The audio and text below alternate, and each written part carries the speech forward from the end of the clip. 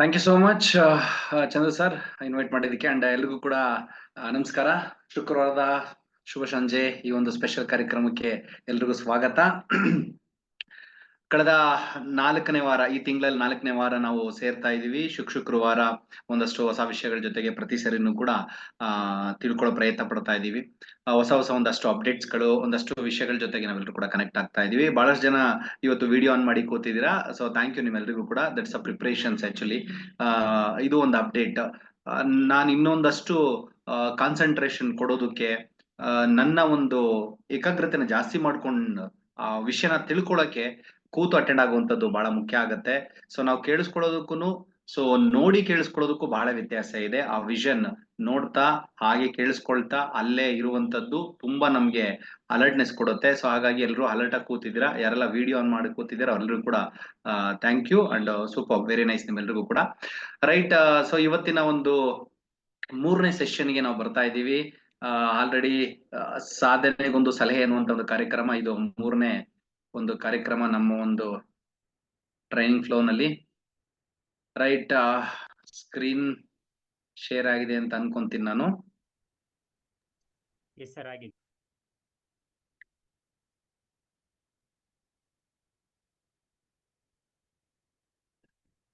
Right. Screen ಕಾಣಿಸ್ತಾ ಇದೆಯಾ ಎಲ್ರಿಗೂ?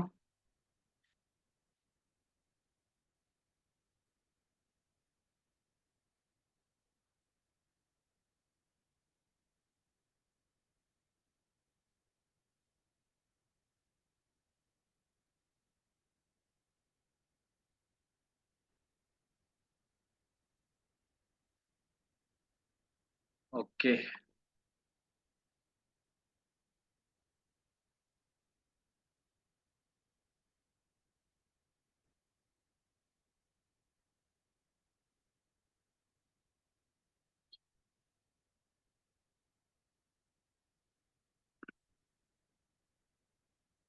ಈಗೇನ್ ಸಾಧನೆಗೊಂದು ಸಲಹೆ, ಆಯ್ಕೆ ಮಾತ್ರ ನಿಮ್ಮದು. ಒಂದು 3ನೇ ಸೆಷನ್ಗೆ ನಾನು ನಿಮ್ಮನ್ನೆಲ್ಲ ವೆಲ್ಕಮ್ ಮಾಡ್ತಾ ಇದ್ದೀನಿ. ಓಕೆ. ಥ್ಯಾಂಕ್ ಯು ನೀವೆಲ್ರಿಗೂ ಕೂಡ. ಈ ಒಂದು 3ನೇ ಸೆಷನ್ ಕಂಟಿನ್ಯೂ ಆಗೋದಕ್ಕೆ ನೀವೆಲ್ಲರೂ ಕೂಡ ಕಾರಣರಾಗಿದ್ದೀರಾ. ಸೊ ಇಲ್ಲಿ ಆಲ್ರೆಡಿ ಯಾಕೆ ಈ ಒಂದು ಸಬ್ಜೆಕ್ಟ್ ತಗೊಂಡಿದೀವಿ, ಅದ್ರ ವಿಶೇಷತೆ ಏನು, ಯಾವ ಉದ್ದೇಶಕ್ಕೋಸ್ಕರ ಇದನ್ನ ತಗೊಂಡಿದೀವಿ ಅನ್ನುವಂಥದ್ದು ನಾವೆಲ್ಲ ಆಲ್ರೆಡಿ ನೋಡಿದೀವಿ. ಸೊ ಹಾಗಾಗಿ ಆ ಇಂಟೆನ್ಷನ್ ಯಾಕೆ, ಯಾವ ಒಂದು ಕಾರಣಕ್ಕೋಸ್ಕರ ಇದನ್ನೆಲ್ಲ ಮಾಡ್ತಾ ಇರುವಂತದ್ದು ಅನ್ನುವಂಥದ್ದನ್ನೆಲ್ಲ ನಿಮ್ಗೆ ಆಲ್ರೆಡಿ ಚರ್ಚೆ ಆಗಿದೆ. ಇಂಟ್ರೊಡಕ್ಷನ್ ಕ್ಲಾಸ್ ಅಲ್ಲಿ ಆಗಿದೆ, ಕಳೆದ 2 ಕ್ಲಾಸ್ ಅಲ್ಲಿ ಕೂಡ ನಾವು ನೋಡಿದೀವಿ. ಸೊ ಈಗ ಕಳೆದ ಒಂದು ಕ್ಲಾಸ್ ನಲ್ಲೂ ಕೂಡ ನಾವು ಅಟೆಂಡ್ ಆಗಿದ್ದು ಮತ್ತೆ ಕಲ್ತ್ಕೊಳ್ಳೋಕ್ ಸಾಧ್ಯ ಆಗಿದ್ದು ನಮ್ಮ ಕಳೆದ 2 ಸೆಷನ್ ಕೂಡ ಆಲೋಚನೆಗಳು ಹೇಗಿರ್ಬೇಕು, ನಾವ್ ಹೆಂಗೆ ಬದಲಾವಣೆಗೆ ಅಥವಾ ನಮ್ಮನ್ನ ನಾವು ತಯಾರಿ ಮಾಡ್ಕೋಬೇಕು, ಮತ್ತೆ ನಮ್ಮ ಒಂದು ಪಾಸಿಟಿವ್ ಥಾಟ್ಸ್ ಹೇಗಿರ್ಬೇಕು, ಒಂದು ನಂಬಿಕೆ ಅನ್ನುವಂಥದ್ದು ಎಷ್ಟು ಅವಶ್ಯಕತೆ ಇದೆ, ಒಂದು ಕೆಲಸಕ್ಕೆ ಕೌಶಲ್ಯ ಅನ್ನುವಂಥದ್ದು ಅಥವಾ ಎಕ್ಸ್ಪೀರಿಯನ್ಸ್ ಮಾಡುವಂಥದ್ದು ಎಷ್ಟು ಅವಶ್ಯಕತೆ ಇದೆ, ಅದಲ್ದೇನೆ ನನಗೆ ಯಾವ ತರದೊಂದು ಸರ್ಕಲ್ ನನ್ನ ಜೊತೆಗಿರ್ಬೇಕು, ನನ್ನ ಸುತ್ತಮುತ್ತ ಯಾವ ತರದ ಒಂದು ಜನಗಳು ನಮ್ಮ ಜೊತೆಗಿರ್ಬೇಕು ಅನ್ನುವಂಥದ್ದು ನಾವು ಕೇಳಿ ತಿಳ್ಕೊಂಡ್ವಿ. ಇವತ್ತು ವಿಶೇಷವಾಗಿ ನಮ್ಮನ್ನ ನಾವು ಬದಲಾಯಿಸ್ಕೊಳ್ಳೋದು ಅಥವಾ ನಿಮ್ಮನ್ನ ನೀವು ಬದಲಾಯಿಸ್ಕೊಳ್ಳುವಂಥದ್ದು ಏನು, ನಿಮ್ಮನ್ನ ನೀವು ಬದಲಾಯಿಸ್ಕೊಳ್ಳುವಂಥದ್ದು ಯಾಕೆ, ಬದಲಾಯಿಸ್ಕೊಳ್ಳುವಂಥದ್ದು ಅವಶ್ಯಕತೆ ಇದೆ, ಮತ್ತೆ ಬದಲಾವಣೆ ಎನ್ನುವಂಥದ್ದು ನಮ್ಗೆ ನಿಮ್ಮೆಲ್ರಿಗೂ ಗೊತ್ತು ಸ್ನೇಹಿತರೆ, ಅನಿವಾರ್ಯತೆ. ಯಾರು ಬದಲಾವಣೆ ಅನಿವಾರ್ಯತೆ ಹಂತದಲ್ಲಿ ಬದಲಾಗ್ತಾರೆ ಅವ್ರು ಮೇ ಬಿ ಗೆಲ್ಲೋದ್ ಕಷ್ಟ ಆಗ್ಬೋದು. ಆದ್ರೆ ಬದಲಾವಣೆ ಎನ್ನುವಂಥದ್ದು ಅವಶ್ಯಕತೆ ಅಂತೇಳಿ ಯಾರು ಬೇಗ ಬದಲಾಗ್ತಾರೆ ಅವ್ರ ಜೀವನ ಚೇಂಜ್ ಆಗತ್ತೆ.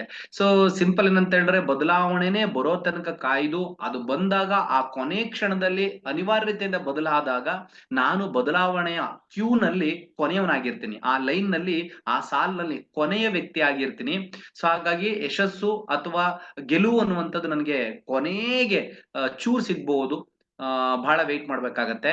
ಆದ್ರೆ ಯಾರು ಬದಲಾವಣೆ ಜೊತೆಗೆ ಬದಲಾಗ್ತಾರೆ ಅಥವಾ ಬದಲಾವಣೆನ ಅರ್ಥ ಮಾಡ್ಕೊಂಡು ಆ ಬದಲಾವಣೆ ಅನ್ನುವಂಥದ್ದು ಅವಶ್ಯಕತೆ ಇದೆ ಅನ್ನೋದನ್ನ ಅರ್ಥ ಮಾಡ್ಕೊಂಡು ಯಾರು ಬದಲಾಗ್ತಾರೆ ಅವರು ಗೆಲುವಿನೊಂದಿಗೆ, ಸಾಧನೆ ಒಂದಿಗೆ, ಯಶಸ್ಸಿನೊಂದಿಗೆ ಮುಂದಕ್ಕೆ ಹೋಗ್ತಾರೆ.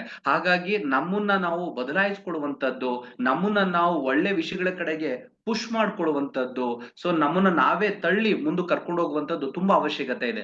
ಎಷ್ಟೊಂದ್ ಸರಿ ಮೂವಿಗಳಲ್ಲಿ ಇನ್ನೆಲ್ಲೆಲ್ಲೋ ಒಂದೊಂದ್ ಕಡೆ ಕೇಳಿದೀವಿ ನಾವು, ನಮ್ಮನ್ನ ಯಾರು ಹೀರೋ ಮಾಡಕ್ ಬರಲ್ಲ, ನಮ್ಮ ಲೈಫ್ ನಾವೇ ಹೀರೋಗಳಾಗ್ಬೇಕು ಅಂತೆಲ್ಲ ಕೇಳಿರ್ತೀರಾ. ಹೌದು ಸ್ನೇಹಿತರೆ, ಅದು ಕೇವಲ ಡೈಲಾಗ್ ಅಲ್ಲ, ಅಥವಾ ಯಾವ್ದೋ ಒಂದೇನೋ ಒಂದು ಮೂವಿದೇನೋ ಒಂದು ಮೋಟಿವೇಶನ್ಗೋಸ್ಕರ ಮಾಡಿರೋದಲ್ಲ, ಇವನ್ ಸತ್ಯ.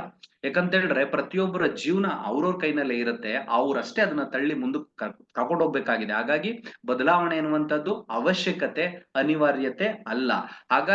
ಅನಿವಾರ್ಯತೆ ಬಂದಾಗ ಆಗುವಂತದ್ದು ತಡ ಆಗಿರುತ್ತೆ, ಕಷ್ಟ ಆಗಿರುತ್ತೆ. ಸೊ ಹಾಗಾಗಿ ಬದಲಾಯಿಸ್ಕೊಳ್ಳುವಂಥದ್ದು ಈಗ ನಮ್ಗೆ ಬೇಕಾಗಿದೆ. ಸೊ ನಿಮ್ಮ ಕ್ಷೇತ್ರದ ನಿಮ್ಮ ಕ್ರಾಂತಿ, ಸೊ ಈ ವಿಷಯದ ಬಗ್ಗೆ ಮಾತಾಡಕ್ ನಾನು ಇವತ್ತು ಹೊರಟಿದ್ದೀನಿ. ನಿಮ್ಮ ಕ್ಷೇತ್ರ ಅಂದ್ರೆ ಏನು, ಯಾವುದು ನನ್ನ ಕ್ಷೇತ್ರ, ಇದು ಬಹಳ ಮುಖ್ಯ ಆಗುತ್ತೆ ಸ್ನೇಹಿತರೆ. ಎಲ್ಲಿ ಏನಾದ್ರೂ ನಾನು ಮಾಡ್ಬೇಕು ಅಂತ ಹೇಳಿದಾಗ, ನಾನು ಯಾವ ಕ್ಷೇತ್ರದಲ್ಲಿದ್ದೀನಿ ಅಥವಾ ಯಾವ ಫೀಲ್ಡ್ ನಲ್ಲಿ ಇದ್ದೀನಿ, ಯಾವ ರಂಗದಲ್ಲಿದ್ದೀನಿ ಅನ್ನುವಂಥದ್ದು ತುಂಬಾ ಮುಖ್ಯ ಆಗುತ್ತೆ. ಯಾಕಂದ್ರೆ ಅದು ಗೊತ್ತಿಲ್ಲದೆ, ಅದನ್ನ ಅರಿವಿಲ್ಲದೆ ನಾವು ಮುಂದುವರಿತೀವಿ ಅಂತ ಹೇಳಿದ್ರೆ ಸಾಧ್ಯನೇ ಇಲ್ಲ. ಹಾಗಾಗಿ ಯೋಚನೆ ಮಾಡಿ, ನಿಮ್ಮ ಕ್ಷೇತ್ರದ ಬಗ್ಗೆ ನಿಮಗೆ ಅರಿವು ಮೂಡಿಸ್ಕೊಳ್ಳುವಂಥದ್ದು ಅಥವಾ ನಿಮ್ಮ ಕ್ಷೇತ್ರದ ಬಗ್ಗೆ ನೀವು ಸಂಪೂರ್ಣವಾಗಿ ಮಾಹಿತಿ ತಗೊಳ್ಳುವಂಥದ್ದು ಅವಶ್ಯಕತೆ ಇದೆಯಾ ಇಲ್ವಾ? ಚಾಟ್ ಮಾಡ್ಬೋದಾ, ಮೆಸೇಜ್ ಹಾಕ್ಬೋದಾ? ಸಾಧ್ಯ ಆದ್ರೆ ಎಲ್ರು ಪಾರ್ಟಿಸಿಪೇಟ್ ಮಾಡಿ. ಹಾಗಾಗಿ ನಿಮ್ಮ ಕ್ಷೇತ್ರದಲ್ಲಿ ನಿಮ್ಮ ಕ್ರಾಂತಿ ಆಗ್ಬೇಕು ಅಂತ ಹೇಳಿದ್ರೆ, ಫಸ್ಟ್ ಆಫ್ ಆಲ್ ನಿಮ್ಮ ಕ್ಷೇತ್ರ ಯಾವುದು ಅಂತ ನಿಮ್ಗೆ ಗೊತ್ತಿರಬೇಕು.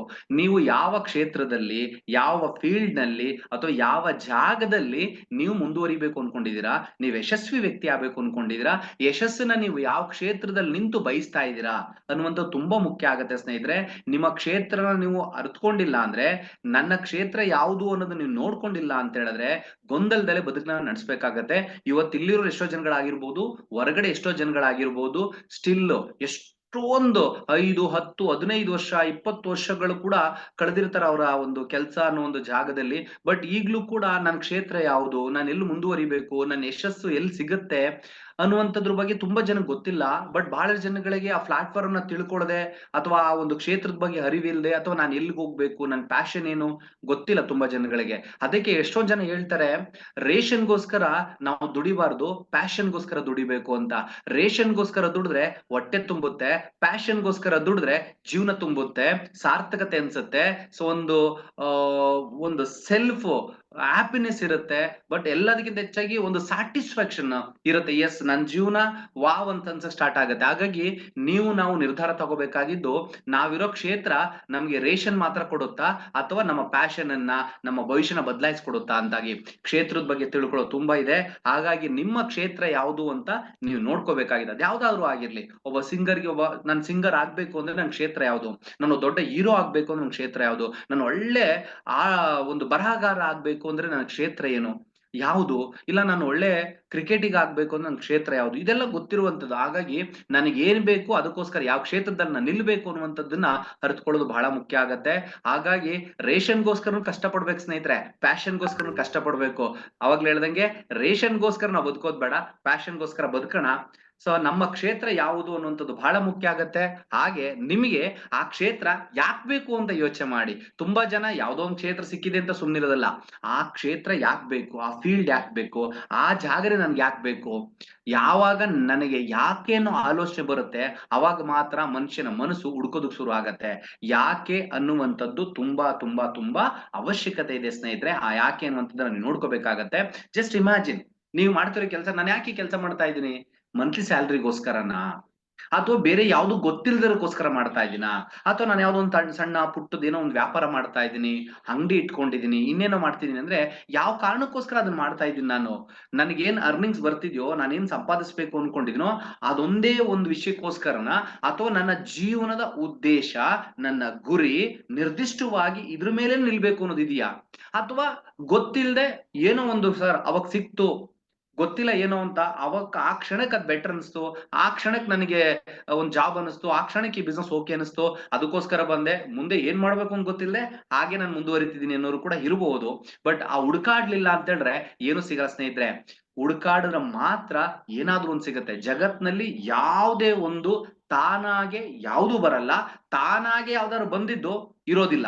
ಯಾವ್ದನ್ನ ಹುಡುಕಿ ನಾವು ಹೆಕ್ಕಿ ತೆಗಿತೀವೋ, ಹುಡುಕಿ ತಗೊಂಡ್ಬರ್ತೀವೋ ಅದು ನಮ್ಮ ಹತ್ರ ಉಳ್ಕೊಳ್ಳುತ್ತೆ. ಹಾಗಾಗಿ ಹುಡುಕಾಟ ಅನ್ನುವಂಥದ್ದು ಬಹಳ ಬೇಕಾಗತ್ತೆ. ನಿಮ್ಮ ಕ್ಷೇತ್ರ, ನೀವಿರೋ ಕ್ಷೇತ್ರದ ಬಗ್ಗೆ ನೀವು ಸ್ವಲ್ಪ ಆಲೋಚನೆ ಮಾಡಿ. ನಿಮ್ಮ ಆ ಕ್ಷೇತ್ರ ನಿಮ್ಗೆ ಯಾಕೆ ಬೇಕು ಅಂತ ಯೋಚನೆ ಮಾಡಿ. ಸೊ ನಂತರ ನೀವಿರೋ ಕ್ಷೇತ್ರದಲ್ಲಿ ಈಗಾಗ್ಲೇ ಯಾರಾದ್ರೂ ಬೆಳೆದಿದಾರಾ? ನೀವೇನ್ ಮಾಡ್ತಾ ಇದೀರಾ ಆ ಕೆಲ್ಸದಲ್ಲಿ ಯಾರಾದ್ರೂ ತುಂಬಾ ಚೆನ್ನಾಗಿ ಬೆಳೆದಿದಾರಾ? ಸೊ ಹಾಗಿದ್ರೆ ನಾನ್ ಬೆಳಿಬೋದಾ? ನಾನ್ ಯಶಸ್ಸಾಗ್ಬೋದಾ? ನಾನ್ ಸಾಧನೆ ಮಾಡ್ಬೋದಾ? ಅಂತ ಒಂದ್ ಸ್ವಲ್ಪ ಆಲೋಚನೆ ಮಾಡಿ. ಅಂದ್ರೆ ನೀವ್ ಏನಾದ್ರೂ ಮಾಡ್ತಾ ಇರಿ. ಅದ್ ಏನಾದ್ರೂ ಆಗಿರ್ಲಿ ನಿಮ್ ಕೆಲ್ಸ ಸ್ನೇಹಿತರೆ, ನೀವ್ ಯೋಚನೆ ಮಾಡ್ಬೇಕಾದ್ದು ನಿಮ್ಮ ಕ್ಷೇತ್ರದಲ್ಲಿ 5 ವರ್ಷ, 10 ವರ್ಷ, 15 ವರ್ಷ, 20 ವರ್ಷ ಈ ತರ ಒಂದು ಜರ್ನಿ ಮಾಡಿರ್ತಾರಲ್ಲ, ಅವರ ಜೀವನ ಇನ್ಸ್ಪಿರೇಷನ್ ಆಗಿದೆಯಾ? ಅವರ ಜೀವನ ನೋಡಿದ್ರೆ ನಿಮ್ಗೆ ವಾವ್ ಅನ್ಸ್ತಿದ್ಯಾ? ಹಿಂಗ್ ಆಗ್ಬೇಕಪ್ಪ ನಾನು ಅಂತ ಅನಿಸ್ತಿದ್ಯಾ? ಹಂಗಿದ್ರೆ ನೀವು ರೈಟ್ ಪ್ಲಾಟ್ಫಾರ್ಮ್ ಮೇಲೆ ಇದೀರಾ, ಒಳ್ಳೆ ಕ್ಷೇತ್ರದಲ್ಲಿ ಇದೀರಾ.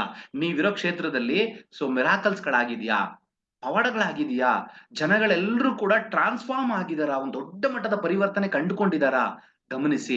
ಅದಲ್ದೆ 5 ವರ್ಷ, 10 ವರ್ಷ, 15 ವರ್ಷ, 20 ವರ್ಷ ವರ್ಕ್ ಮಾಡಿದವರು ಕೂಡ ನಮ್ ತರನೇ ಸಾಮಾನ್ಯವಾಗಿ ಜೀವನ ಮಾಡ್ತಿದ್ದಾರೆ. ಅವರು ರೇಷನ್ಗೋಸ್ಕರ ಬದುಕ್ತಿದ್ದಾರೆ.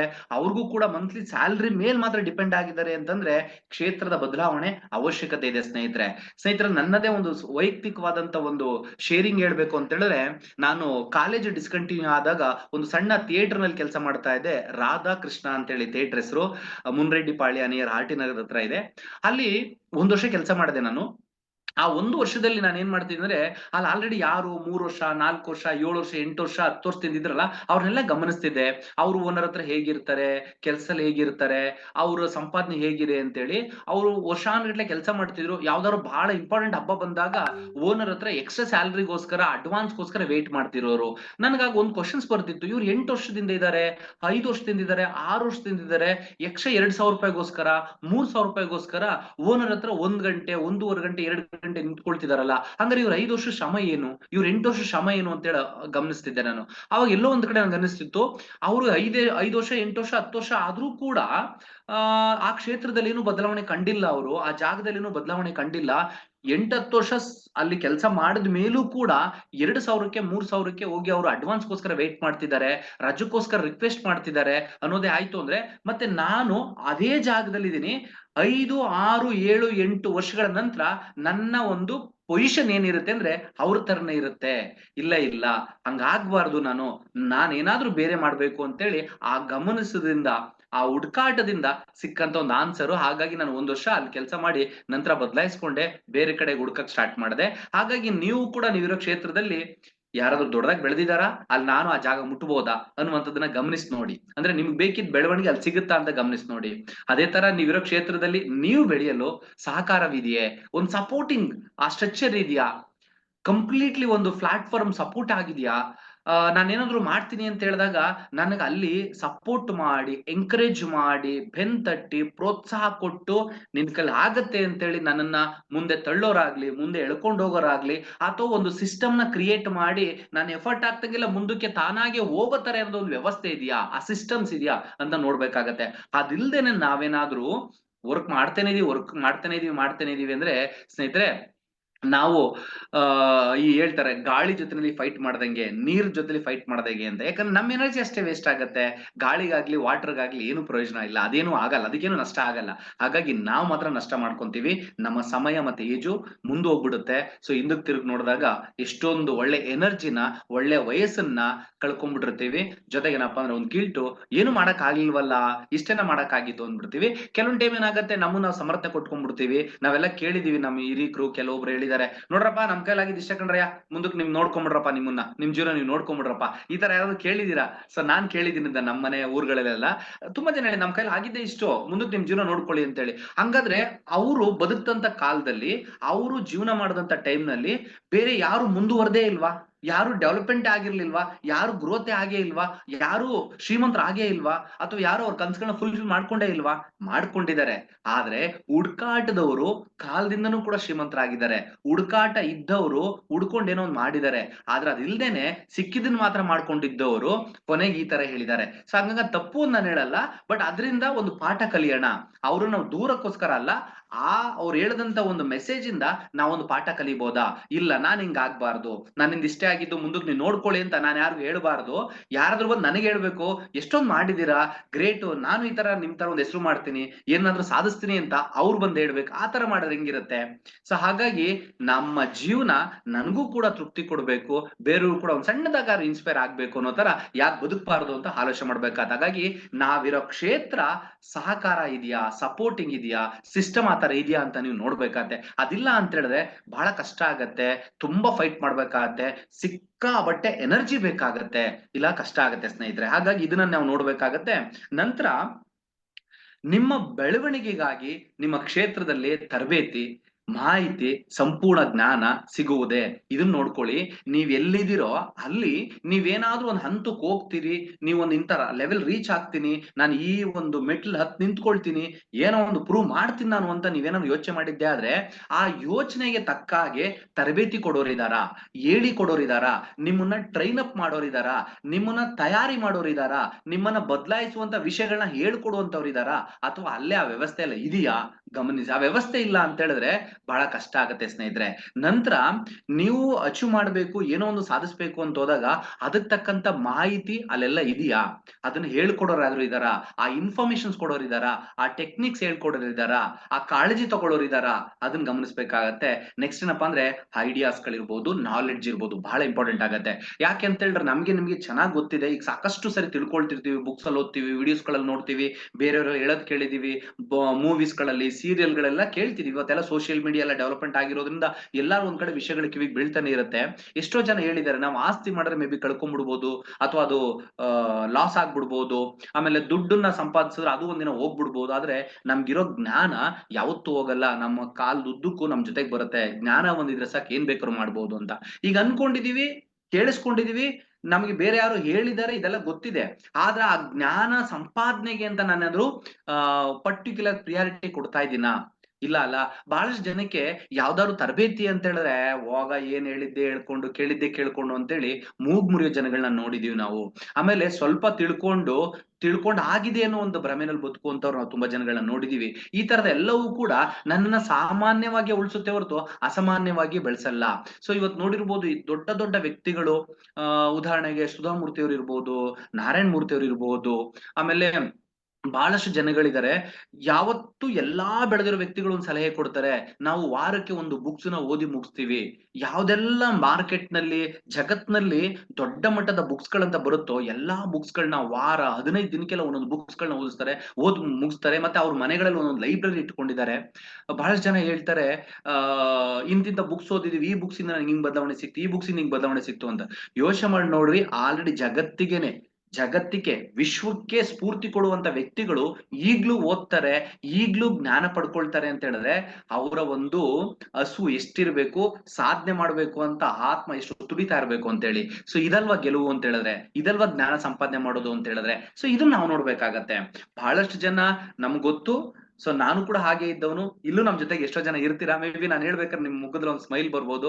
ಒಂದು ಬುಕ್ಸ್ ತೆಗೆದಿಟ್ಕೊಂಡು ಓದಕ್ಕೆ ಅಂತೇಳಿ ಮೇ ಬಿ 2 ತಿಂಗಳಾಗಿರ್ಬೋದು, 3 ತಿಂಗಳಾಗಿರ್ಬೋದು, 6 ತಿಂಗಳಾಗಿರ್ಬೋದು, ಕೆಲವ್ರದ್ದು ವರ್ಷನೇ ಆಗಿರ್ಬೋದು, ಇನ್ನ ಅರ್ಧ ಬುಕ್ ಕಂಪ್ಲೀಟ್ ಆಗಿರಲ್ಲ. ಅಂದ್ರೆ ಅದನ್ನ ನಾನು ಬ್ಲೇಮ್ ಮಾಡ್ತಿಲ್ಲ, ಕಂಪ್ಲೇಂಟ್ ಮಾಡ್ತಿಲ್ಲ. ನಾವು ಸಾಧಿಸ್ಬೇಕು ಅನ್ನೋರು, ಜೀವನನ ಬದಲಾಯಿಸ್ಕೋಬೇಕು ಅನ್ನುವಂಥವ್ರು ನಮ್ಗ್ ಬೇಕಿರುವಂತ ಮಾಹಿತಿನ, ನಮ್ಮ ವ್ಯಕ್ತಿತ್ವನ ಬದಲಾಯಿಸುವಂತ ಜ್ಞಾನನ ಪಡ್ಕೊಳ್ಳೋದ್ರಲ್ಲಿ ಎಷ್ಟು ವೀಕ್ ಇದೀವಿ ಅಂತೇಳಿ. ಹಾಗಾಗಿ ನಾವು ಯಾವ ಕ್ಷೇತ್ರದಲ್ಲಿ ಕ್ರಾಂತಿ ಮಾಡ್ಬೇಕು ಅಂತಿದೀವೋ ಆ ಕ್ಷೇತ್ರದಲ್ಲಿ ನನಗ್ ಬೇಕಿದ್ದ ಜ್ಞಾನ, ತರಬೇತಿ ಮತ್ತೆ ಮಾಹಿತಿಗಳನ್ನ ಕೊಟ್ಟು ಸಪೋರ್ಟ್ ಮಾಡೋರು ಇದಾರ ಅಂತ ನೋಡ್ಬೇಕು. ಅದಿಲ್ದೇನೆ ಇತ್ತು ಅಂತ ಹೇಳಿದ್ರೆ ಬೆಳೆಯೋದು ಕಷ್ಟ ಆಗುತ್ತೆ. ಯಾಕೆ ಸ್ನೇಹಿತರೆ, ಹೊರಗಡೆ ಎಲ್ಲ ಕಾಲ್ ಎಳಿತಾರೆ, ತಣ್ಣೀರ್ ಹರಿಸ್ತಾರೆ ಅಂತೆಲ್ಲ ಮಾತಾಡ್ತೀವಿ ನಾವು ಅಂತ ಹೇಳಿದ್ರೆ, ಹೌದು, ಹೊರಗಡೆ ನೀವು ನಿಮ್ ಪಕ್ಕದವ್ರಿಗಿಂತ, ಅವ್ರು ಯಾರಾದ್ರೂ ಆಗಿರ್ಲಿ, ನಿಮ್ ಪಕ್ಕದವ್ರಿಗಿಂತ ನೀವು ಸ್ವಲ್ಪ ಮುಂದೆ ಹೋದ್ರೆ ಅವ್ರು ಎಂತ ವ್ಯಕ್ತಿ ಆದ್ರೂ ಕೂಡ ಎಲ್ಲೋ ಒಂದ್ ಕಡೆ ಅವ್ರಿಗೊಂದ್ ಸಣ್ಣದಾದ್ರೂ ಅಳಕ್ ಬರುತ್ತೆ, ಅಯ್ಯೋ ನನ್ನ ಮೀರಿಸಿ ಮುಂದಕ್ಕೆ ಹೋಗ್ತಿದ್ದಾರೆ, ನನ್ನ ಪಕ್ಕದಲ್ಲಿ ಇವ್ರು ಮುಂದಕ್ಕೆ ಹೋಗ್ತಿದ್ದಾರೆ, ಆ ಎಲ್ಲಿ ನನಗೆ ಒಂದು ಇದು ಕಮ್ಮಿ ಆಗುತ್ತೋ ಅಂತ ಯೋಚನೆ ಮಾಡೋ ಜನಗಳಿದ್ದಾರೆ ಸುತ್ತಮುತ್ತ. ಕರೆಕ್ಟ್ ಅಲ್ವಾ? ಬಟ್ ಹಂಗಾಗೂ ಕೂಡ ಎಷ್ಟೊಂದ್ ಸರಿ ಎಷ್ಟೇ ಎಫರ್ಟ್ ಹಾಕಿದ್ರು ಕೂಡ ದೊಡ್ಡದಾಗಿ ಬೆಳೆಯೋದಕ್ಕೆ ಕಷ್ಟ ಆಗ್ಬಹುದು. ಬಟ್ ಅದ್ರ ಮಧ್ಯದಲ್ಲಿ ಯಾವ ಕ್ಷೇತ್ರದಲ್ಲಿ ನಮ್ಮನ್ನ ಟ್ರೈನ್ ಅಪ್ ಮಾಡ್ತಾರೆ, ನಮಗ್ ನಾಲೆಡ್ಜ್ ಕೊಡ್ತಾರೆ, ಇನ್ಫಾರ್ಮೇಶನ್ಸ್ ಕೊಡ್ತಾರೆ, ನಮ್ಮ ಜ್ಞಾನ ಜಾಸ್ತಿ ಆಗೋದಕ್ಕೆ ಸಪೋರ್ಟ್ ಮಾಡ್ತಾರೆ, ಆ ಕ್ಷೇತ್ರ ನಿಮ್ಮ ಸಾಧನೆಗೆ ಸಪೋರ್ಟ್ ಆಗಿ ನಿಲ್ಲುತ್ತೆ ಸ್ನೇಹಿತರೆ. ಹಾಗಾಗಿ ನಾವೇನಾದ್ರೂ ಸಾಧಿಸಬಹುದು ಅಂತ ಬಂದಾಗ ಒಂದು ಕೈನಲ್ಲಿ ಚಿಟಿಕೆ ಹೊಡಿಬಹುದು ಅಂತ ಹೇಳ್ತೀವಿ, ಎರಡು ಕೈ ಇದ್ರೆ ಚಪ್ಪಾಳೆ ಹೊಡಿಬಹುದು ಅಂತ ಹೇಳ್ತೀವಿ, ಚಪ್ಪಾಳೆ ಸೌಂಡ್ ಜಾಸ್ತಿ ಅಂತೀವಿ. ಹಾಗಾಗಿ ನಾನು ಮಾಡ್ಬೇಕು ಅನ್ನೋದಕ್ಕೂ ತರಬೇತಿ ಸಿಕ್ಕಿ ಸಪೋರ್ಟ್ ಸಿಗೋದಕ್ಕೂ ಎರಡೂ ಆಯ್ತು ಅಂದ್ರೆ ನಾವು ಇನ್ನೂ ವೇಗವಾಗಿ ಬದಲಾಗಬಹುದು. ಹಾಗಾಗಿ ನಮ್ಮ ಕ್ಷೇತ್ರದಲ್ಲಿ ಅದಿದೆಯಾ ಅಂತ ಚೆಕ್ ಮಾಡ್ಕೊಳ್ಳಿ, ಅದಿಲ್ವಾ ಕ್ಷೇತ್ರ ಬದಲಾಯಿಸ್ಕೋಬೇಕಾಗತ್ತೆ. ಸೊ ಅದನ್ನ ನಾವು ನೋಡ್ಬೇಕಾಗತ್ತೆ. ಅದಾದ್ಮೇಲೆ ನೀವಿರೋ ಕ್ಷೇತ್ರದಲ್ಲಿ ನಿಮಗೆ ಬೆಳೆಯಲು ಕಾಂಪಿಟೇಷನ್ ಆಯ್ತಾ ಅಥವಾ ಕೋಪರೇಷನ್ ಆಯ್ತಾ ಅಂತ ನೋಡಿ. ಅಂದ್ರೆ ನೀವ್ ಏನಾದ್ರೂ ಕೆಲಸ ಮಾಡ್ತಿದ್ದೀರಲ್ಲ, ಆ ಕೆಲ್ಸದಲ್ಲಿ ನಿಮ್ಗೆ ಯಾರಾದ್ರೂ ಕಾಂಪಿಟೇಟರ್ ಇದಾರಾ, ಕಾಲೆಳೆಯುವಂತವ್ರು ಇದಾರಾ, ರೇಗ್ಸುವಂತವ್ರು ಇದಾರಾ, ಅದ್ ಹೆಂಗ್ ಮಾಡ್ಬಿಡ್ತೀಯ ಮಾಡು ಅನ್ನೋಂಥವ್ರು ಇದಾರಾ ನಿಮ್ಮ ಅಕ್ಕಪಕ್ಕದಲ್ಲಿ, ಅಥವಾ ನಿಮ್ಗೊಂದು ಪೊಸಿಷನ್ಗೆ ಹೋಗ್ಬೇಕು ಅನ್ಕೋ, ಆ ಪೊಸಿಷನ್ಗೆ ಫೈಟ್ ನಡೀತಿದ್ಯಾ? ಯಾವ್ದೋ ಒಂದು ಸೂಪರ್ವೈಸರ್ ಕೆಲ್ಸಕ್ಕೆ ಒಂದು ಪೊಸಿಷನ್ ಇದೆ ಅನ್ಕೊಳ್ಳಿ, ನೀವು ಆಗ್ಬೇಕು ಅಂತ ಅನ್ಕೊಂತಿದ್ರಾ, ಅದೇ ತರ ನಿಮ್ಮ ಅಕ್ಕಪಕ್ಕದಲ್ಲಿ ಇನ್ನೂ 4-5 ಜನಗಳು ಅದೇ ಪೊಸಿಷನ್ ಫೈಟ್ ಮಾಡ್ತಿದಾರಾ, ಆಗ ನಿಮ್ಗೆ ಖಂಡಿತ ಕಷ್ಟ ಆಗತ್ತೆ. ಯಾಕೆ ಅಂತ ಹೇಳಿದ್ರೆ, ಸೊ ಯಾರು ಯಾವಾಗ ಅದನ್ನ ಕಸ್ಕೊಂತಾರೆ ಅಂತ ಗೊತ್ತಿಲ್ಲ. ಅಂದ್ರೆ ಇರೋದು ಒಂದು ಪೊಸಿಷನ್, ಆದ್ರೆ ನಾವು ಯಾವ ತರ ಕ್ಷೇತ್ರದಲ್ಲಿ ಇರ್ಬೇಕು ಅಂತ ಹೇಳಿದ್ರೆ, ಆ ಪೊಸಿಷನ್ 100 ಜನಕ್ಕೆ ಹೋದ್ರು 100 ಜನಕ್ಕೂ ಆ ಪೊಸಿಷನ್ ಖಾಲಿ ಇರಬೇಕು. ಆ ತರ ವಿಶಾಲವಾಗಿರುವಂತಹ ಕ್ಷೇತ್ರಗಳು ತುಂಬಾ ಇದಾವೆ, ಬೇಜಾನ್ ಇದಾವೆ. ಯಾಕಂತ ಹೇಳಿ ನಮ್ಮನ್ನ ಕಂಟ್ರೋಲ್ ಮಾಡಕ್ ಯಾರು ಇಲ್ಲ, ನಮ್ಮನ್ನ ಯಾರು ಎಳಿದಕ್ಕಾಗದೇ ಇರುವಂತ ಜಾಗಗಳು ಬೇಜಾನ್ ಇದಾವೆ. ಹಂಗಾಗಿ ತುಂಬಾ ಜನ ಸಾಧ್ಯ ಮಾಡಿದ್ದಾರೆ, ಸಿಕ್ಕಾಪಟ್ಟೆ ಸಾಧ್ಯ ಮಾಡಿದ್ದಾರೆ. ಸೊ ಅವರಲ್ಲಿರುವಂತ ಓನ್ ಮ್ಯಾನರಿಸಮ್ ಇಟ್ಕೊಂಡು, ಅವರಲ್ಲಿರುವಂತ ಓನ್ ಟ್ಯಾಲೆಂಟ್ ಇಟ್ಕೊಂಡು, ಅವ್ರೊಳಗಡೆ ಇರುವಂತ ಒಂದು ಪ್ರತಿಭೆನ ಈಚೆಗೆ ತಗೊಂಡ್ಬಂದು ಸುತ್ತಮುತ್ತ ಯಾರು ಬೆಳೆದ್ರು ಇವ್ರ ಸಾಧನೆಗೆ ಅಡ್ಡಿ ಆಗದೆ ಇರೋ ತರ ಬೆಳೆಯುವಂತ ಜಾಗಗಳು ತುಂಬಾ ಇದಾವೆ. ಬಟ್ ಆದ್ರೆ ನಮ್ಗೆ ಅದ್ರ ಬಗ್ಗೆ ಗೊತ್ತಿರಲ್ಲ, ನಾವು ಅದ್ರ ಬಗ್ಗೆ ಗಮನಿಸಿರೋದಿಲ್ಲ, ಮತ್ತೆ ಆ ಕ್ಷೇತ್ರಗಳಿಗೆ ಹೋಗಿ ನಿಂತಿರೋದಿಲ್ಲ. ಹಾಗಾಗಿ ಈಗ ನೀವಿರೋ ಕ್ಷೇತ್ರದಲ್ಲಿ ಕಾಂಪಿಟೇಷನ್ ಇದೆಯಾ, ಅಥವಾ ನೀವೇನೋ ಆಗ್ಬೇಕು ಅನ್ಕೊಂಡಿರ್ತೀರಲ್ಲ, ನಿಮ್ಗೇನೋ ಬೇಕು ಅನ್ಕೊಂಡಿರ್ತೀರಲ್ಲ, ಅದನ್ನ ಪಡ್ಕೊಳ್ಳೋದಕ್ಕೆ ಕೋಆಪರೇಟ್ ಮಾಡೋರು ಇದಾರಾ, ಸಪೋರ್ಟ್ ಮಾಡೋರು ಇದಾರಾ, ಧೈರ್ಯ ಕೊಡೋರು ಇದಾರಾ, ಎಂಕರೇಜ್ ಮಾಡೋರು ಇದಾರಾ, ಟೆಕ್ನಿಕ್ ಹೇಳ್ಕೊಡೋರು ಇದಾರಾ, ಮಾಡ್ತೀನಿ ಅಂತ ಹೇಳಿದ್ರೆ ಅವರು ಜೊತೆ ನಿಂತ್ಕೊಂಡು ಸಪೋರ್ಟ್ ಮಾಡೋರು ಇದಾರಾ ಅಂತ ಗಮನಿಸಿ ನೋಡಿ. ಹಂಗಿತ್ತು, ಆ ಕೋಆಪರೇಷನ್ ಇತ್ತು ಅಂತ ಹೇಳಿದ್ರೆ ಡೆಫಿನೆಟ್ ಆಗಿ ನಾವು ವಿನ್ ಆಗ್ಬೋದು. ಸೊ ವಿನ್ ಆಗ್ಬೋದು ಸ್ನೇಹಿತರೆ. ಸೊ ಹಾಗಾಗಿ ಒಂದು ವಿಶೇಷವಾದ ಒಂದು ಬುಕ್ ನಲ್ಲಿ ಹೇಳ್ತಾರೆ, ಅಂದ್ರೆ ಹ್ಯಾಬಿಟ್ 7 ಹೈಲಿ ಎಫೆಕ್ಟಿವ್ ಹ್ಯಾಬಿಟ್, ಆ ಬುಕ್ಸ್ ಅಲ್ಲಿ ಒಂದು ಮೆಸೇಜ್ ಕೊಡ್ತಾರೆ. ಸೊ ಎಂಟೈರ್ ವರ್ಲ್ಡ್ ನ ಗಮನಿಸಿದಾಗ, ಸೊ ಕೆಲವೊಂದ್ ಕಡೆ ವಿನ್ ಮತ್ತೆ ಲಾಸ್ ಎರಡು ಇರುತ್ತೆ, ಗೆಲ್ಲೋದು ಕಳ್ಕೊಳ್ಳೋದು ಎರಡು ಇರುತ್ತೆ. ಕೆಲವೊಂದ್ ಕಡೆ ವಿನ್ ಇರುತ್ತೆ, ಕೆಲವೊಂದ್ ಕಡೆ ಫೇಲ್ ಅಥವಾ ಲಾಸ್ ಇರುತ್ತೆ. ಬಟ್ ಎಲ್ಲಿ ವಿನ್ ಇರುತ್ತೋ ಆ ಕ್ಷೇತ್ರ ಯಾವತ್ತೂ ಪರ್ಮನೆಂಟ್ ಆಗಿರುತ್ತೆ. ಅಂದ್ರೆ ನಾವು ಗೆದ್ದು ನಮ್ ಜೊತೆಗಿರೋ ಗೆಲ್ಸೋ ಜಾಗಗಳಿದೆಯಲ್ಲ, ಅದು ಯಾವತ್ತೂ ಪರ್ಮನೆಂಟ್ ಆಗಿರುತ್ತೆ.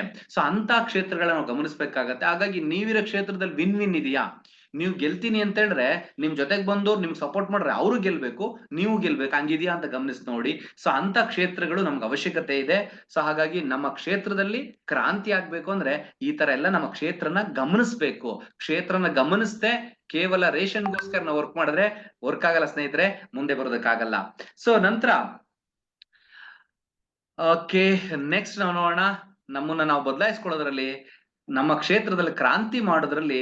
ಸೊ ನೀವು ಈಗಿರುವ ಕ್ಷೇತ್ರದಲ್ಲಿ ನಿಮ್ಮನ್ನ ತೊಡಸ್ಕೊಳ್ಳೋದ್ರಿಂದ, ನಿಮ್ಮ ಇನ್ವಾಲ್ವ್ಮೆಂಟ್ ಮಾಡೋದ್ರಿಂದ ನಿಮಗೆ, ನಿಮ್ಮ ಇಡೀ ಫ್ಯಾಮಿಲಿಗೆ ಅಥವಾ ಸೊಸೈಟಿಗೆ ಏನಾದ್ರೂ ಪ್ರಯೋಜನ ಆಗತ್ತಾ, ಏನಾದ್ರೂ ದೊಡ್ಡದಾಗಿ ಗಿಫ್ಟ್ ಆಗತ್ತಾ, ನೀವು ಕಾಂಟ್ರಿಬ್ಯೂಟ್ ಮಾಡಬಲ್ಲರ, ಅಥವಾ ಕೇವಲ ಮನೆಗೊಂದು ಸಣ್ಣ ಸೇವೆ ಮಾಡಬಲ್ಲರ, ಅಥವಾ ನಿಮ್ಮ ಒಂದು ಗ್ರೋತ್ ನೀವಿರುವಂತ ಕ್ಷೇತ್ರದಲ್ಲಿ ನೀವೇನ ಲರ್ನ್ ಮಾಡ್ತಿರ್ತೀರಾ ಅಥವಾ ನೀವೇನೋ ಒಂದು ಮಾಡ್ತಿರ್ತಾರಲ್ಲ, ಅದು ನಿಮ್ಮನ್ನ ಅಥವಾ ನಿಮ್ಮ ಕುಟುಂಬನ ನೋಡ್ಕೊಳಕ್ ಮಾತ್ರ ಸಾಕಾಗ್ತಿದ್ಯಾ, ಅಥವಾ ಅದು ಶಾರ್ಟೇಜ್ ಇದೆಯಾ, ಅಥವಾ ನಾನದಷ್ಟೇ ಅಲ್ಲದೆ ನನ್ನ ಕುಟುಂಬಕ್ಕೆ ಬೇಕಿದಂತ ಎಲ್ಲ ಕನ್ಸುಗಳನ್ನ ಫುಲ್ಫಿಲ್ ಮಾಡ್ತಾ ಸೊಸೈಟಿಗೂ ಕೂಡ ಇನ್ಸ್ಪೈರ್ ಆಗೋ ತರ ಅಥವಾ ಸೊಸೈಟಿಗೂ ಸಪೋರ್ಟ್ ಆಗೋ ತರ ಏನಾದ್ರೂ ಪ್ರಯೋಜನ ಬೆನಿಫಿಟ್ ಆಗ್ತಿದ್ಯಾ ನನ್ನ ಕ್ಷೇತ್ರದಲ್ಲಿ ಅಂತ ನೋಡ್ಬೇಕಾಗತ್ತೆ. ಅದಿಲ್ಲ ಅಂತ ಹೇಳಿದ್ರೆ ನಾವು ಖಂಡಿತ ನಮಗ್ ಮಾತ್ರ ಮೀಸಲಾಗಿದ್ದಂಗೆ ಆಗ್ಬಿಡುತ್ತೆ ಸ್ನೇಹಿತರೆ, ನಾವೇನು ಕೂಡ ಕಾಂಟ್ರಿಬ್ಯೂಟ್ ಮಾಡಕ್ಕಾಗಲ್ಲ. ನೆಕ್ಸ್ಟ್ ಇನ್ನೊಂದೇನಂದ್ರೆ, ನೀವೇನಾದ್ರೂ ಬಹಳ ಆನೆಸ್ಟಿಯಿಂದ, ತುಂಬಾ ಇನ್ವಾಲ್ವ್ಮೆಂಟ್ ಇಂದ, ಕಾನ್ಫಿಡೆಂಟ್ ಆಗಿ ದೃಢವಾಗಿ ನಿಂತು ಸಂಪೂರ್ಣವಾಗಿ 100% ನೀವೇನಾದ್ರೂ ಎಫರ್ಟ್ ಹಾಕಿದ್ರೆ ನೀವು ಉತ್ತುಂಗಕ್ಕೆ ಏರಬಲ್ಲಿರಾ ಅಂತ ಒಂದ್ಸರಿ ಗಮನಿಸ್ಕೊಳ್ಳಿ.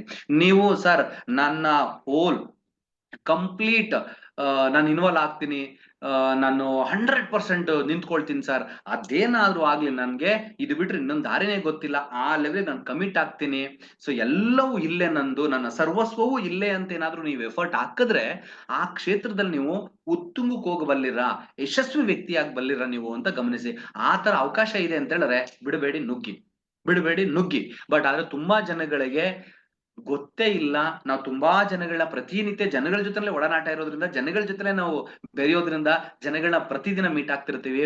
ಎಷ್ಟೋ ಜನ, ಮೊನ್ನೆ ಒಬ್ರನ್ನ ಮೀಟ್ ಮಾಡಿದೆ. "ಅಯ್ಯೋ ಇರ್ಲಿ ಬಿಡಿ ಸರ್, ಪರವಾಗಿಲ್ಲ ಬಿಡಿ ಸರ್, ದೇವ್ರು ಇಟ್ಟಂಗಿರೋಣ ಬಿಡಿ ಸರ್, ಭಗವಂತ ನಮ್ಗೆ ಎಷ್ಟು ಕೊಡ್ತಾನೆ ಅಷ್ಟು ಇಸ್ಕೊಳ್ಳೋಣ ಬಿಡಿ ಸರ್" ಅಂತ. ಅಂದ್ರೆ ಕೆಲವ್ರು ಹೆಂಗ್ ಡಿಸೈಡ್ ಆಗಿದೆ ಅಂದ್ರೆ, ನಮ್ಗೆ ಏನಿದೆಯೋ ಅದೇ ಫೈನಲ್ ಭಗವಂತ ಕೊಡೋದು ನಮ್ಗೆ ಅಂತ. ಆದ್ರೆ ಗೊತ್ತಿಲ್ಲ, ನಾನ್ ಕೇಳಕ್ ಶುರು ಮಾಡಿದ್ರೆ ದೇವ್ರ ಅವಕಾಶಗಳು ಕೊಡ್ತಾರೆ. ಸೊ ನಾವ್ ಕೇಳಕ್ ಶುರು ಆದ್ರೆ ದೇವ್ರು ಖಂಡಿತ ಸಪೋರ್ಟ್ ಮಾಡ್ತಾರೆ. ಆದ್ರೆ ನಾವೇ ಡಿಸೈಡ್ ಮಾಡಿದೀವಿ ನಮ್ಗೆ ಏನ್ ಕೊಡ್ತೀನಿ ದೇವ್ರು ಅಷ್ಟೇ ನಮ್ ಪಾಲು ಅಂತ. ಇಲ್ಲ ಸ್ನೇಹಿತರೆ, ಕೇಳಿದ್ರೆ, ಸೊ ಬೇಡದ್ರೆ ದೇವ್ರು ಖಂಡಿತ ಕೊಡ್ತಾರೆ. ಆದ್ರೆ ನಾವು ಮುಂದೆ ಬರ್ಬೇಕು.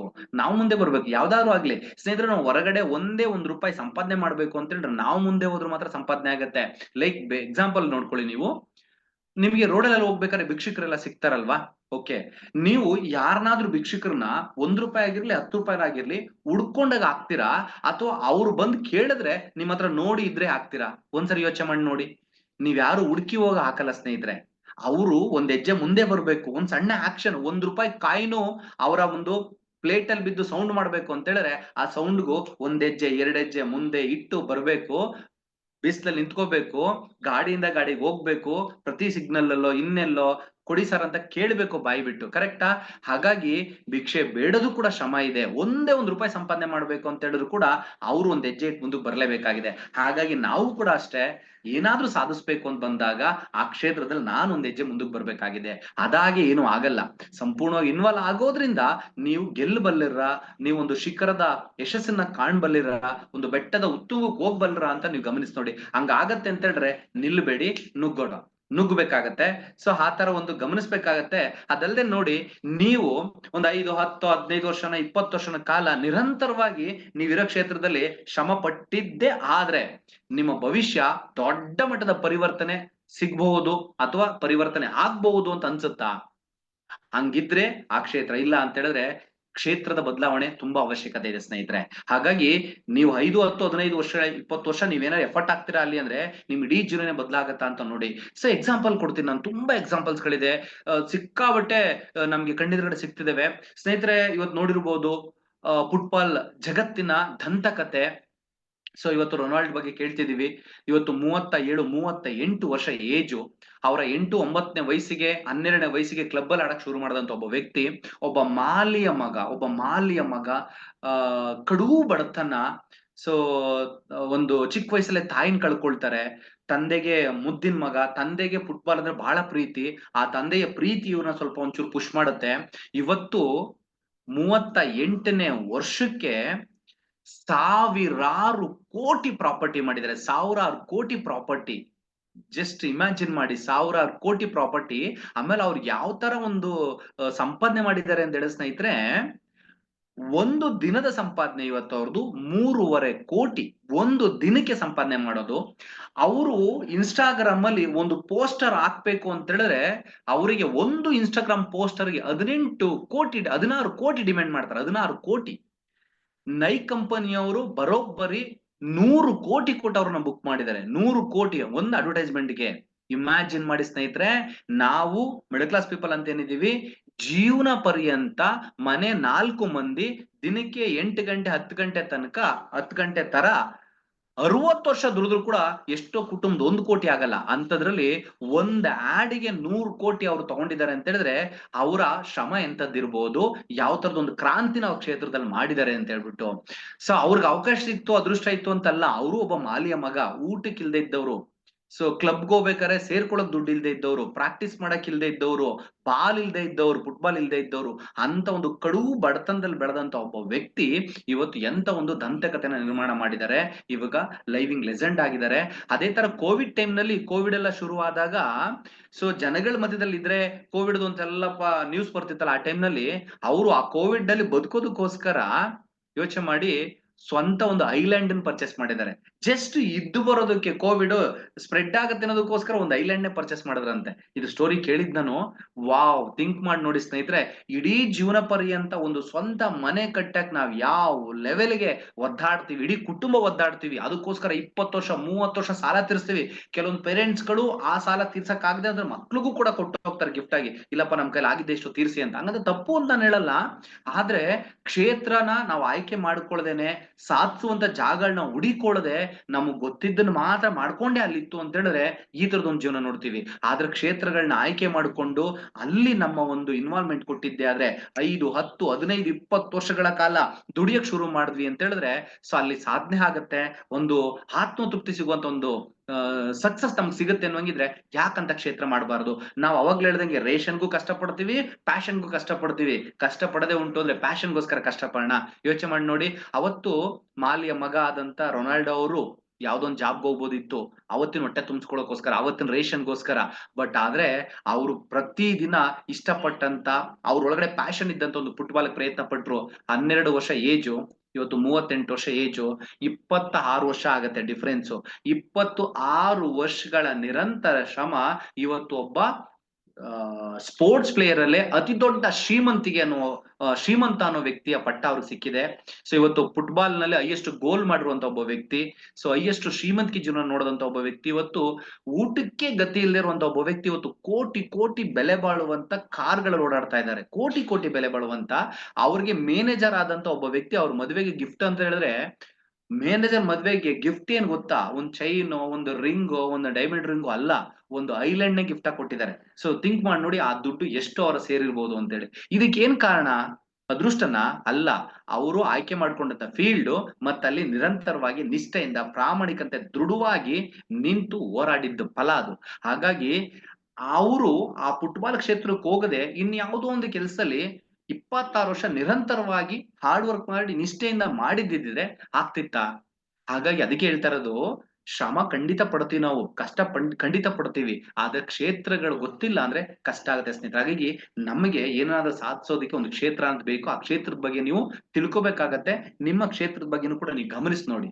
ಅದೇ ತರ ಸಚಿನ್ ತೆಂಡೂಲ್ಕರ್ ಇವತ್ತು ಯಾವ ತರ ಎಷ್ಟು ದುಡ್ಡು ಸಂಪಾದನೆ ಮಾಡಿದ್ದಾರೆ. ಅವ್ರು ಆರ್ಡಿನರಿ ಒಬ್ಬ ವ್ಯಕ್ತಿ.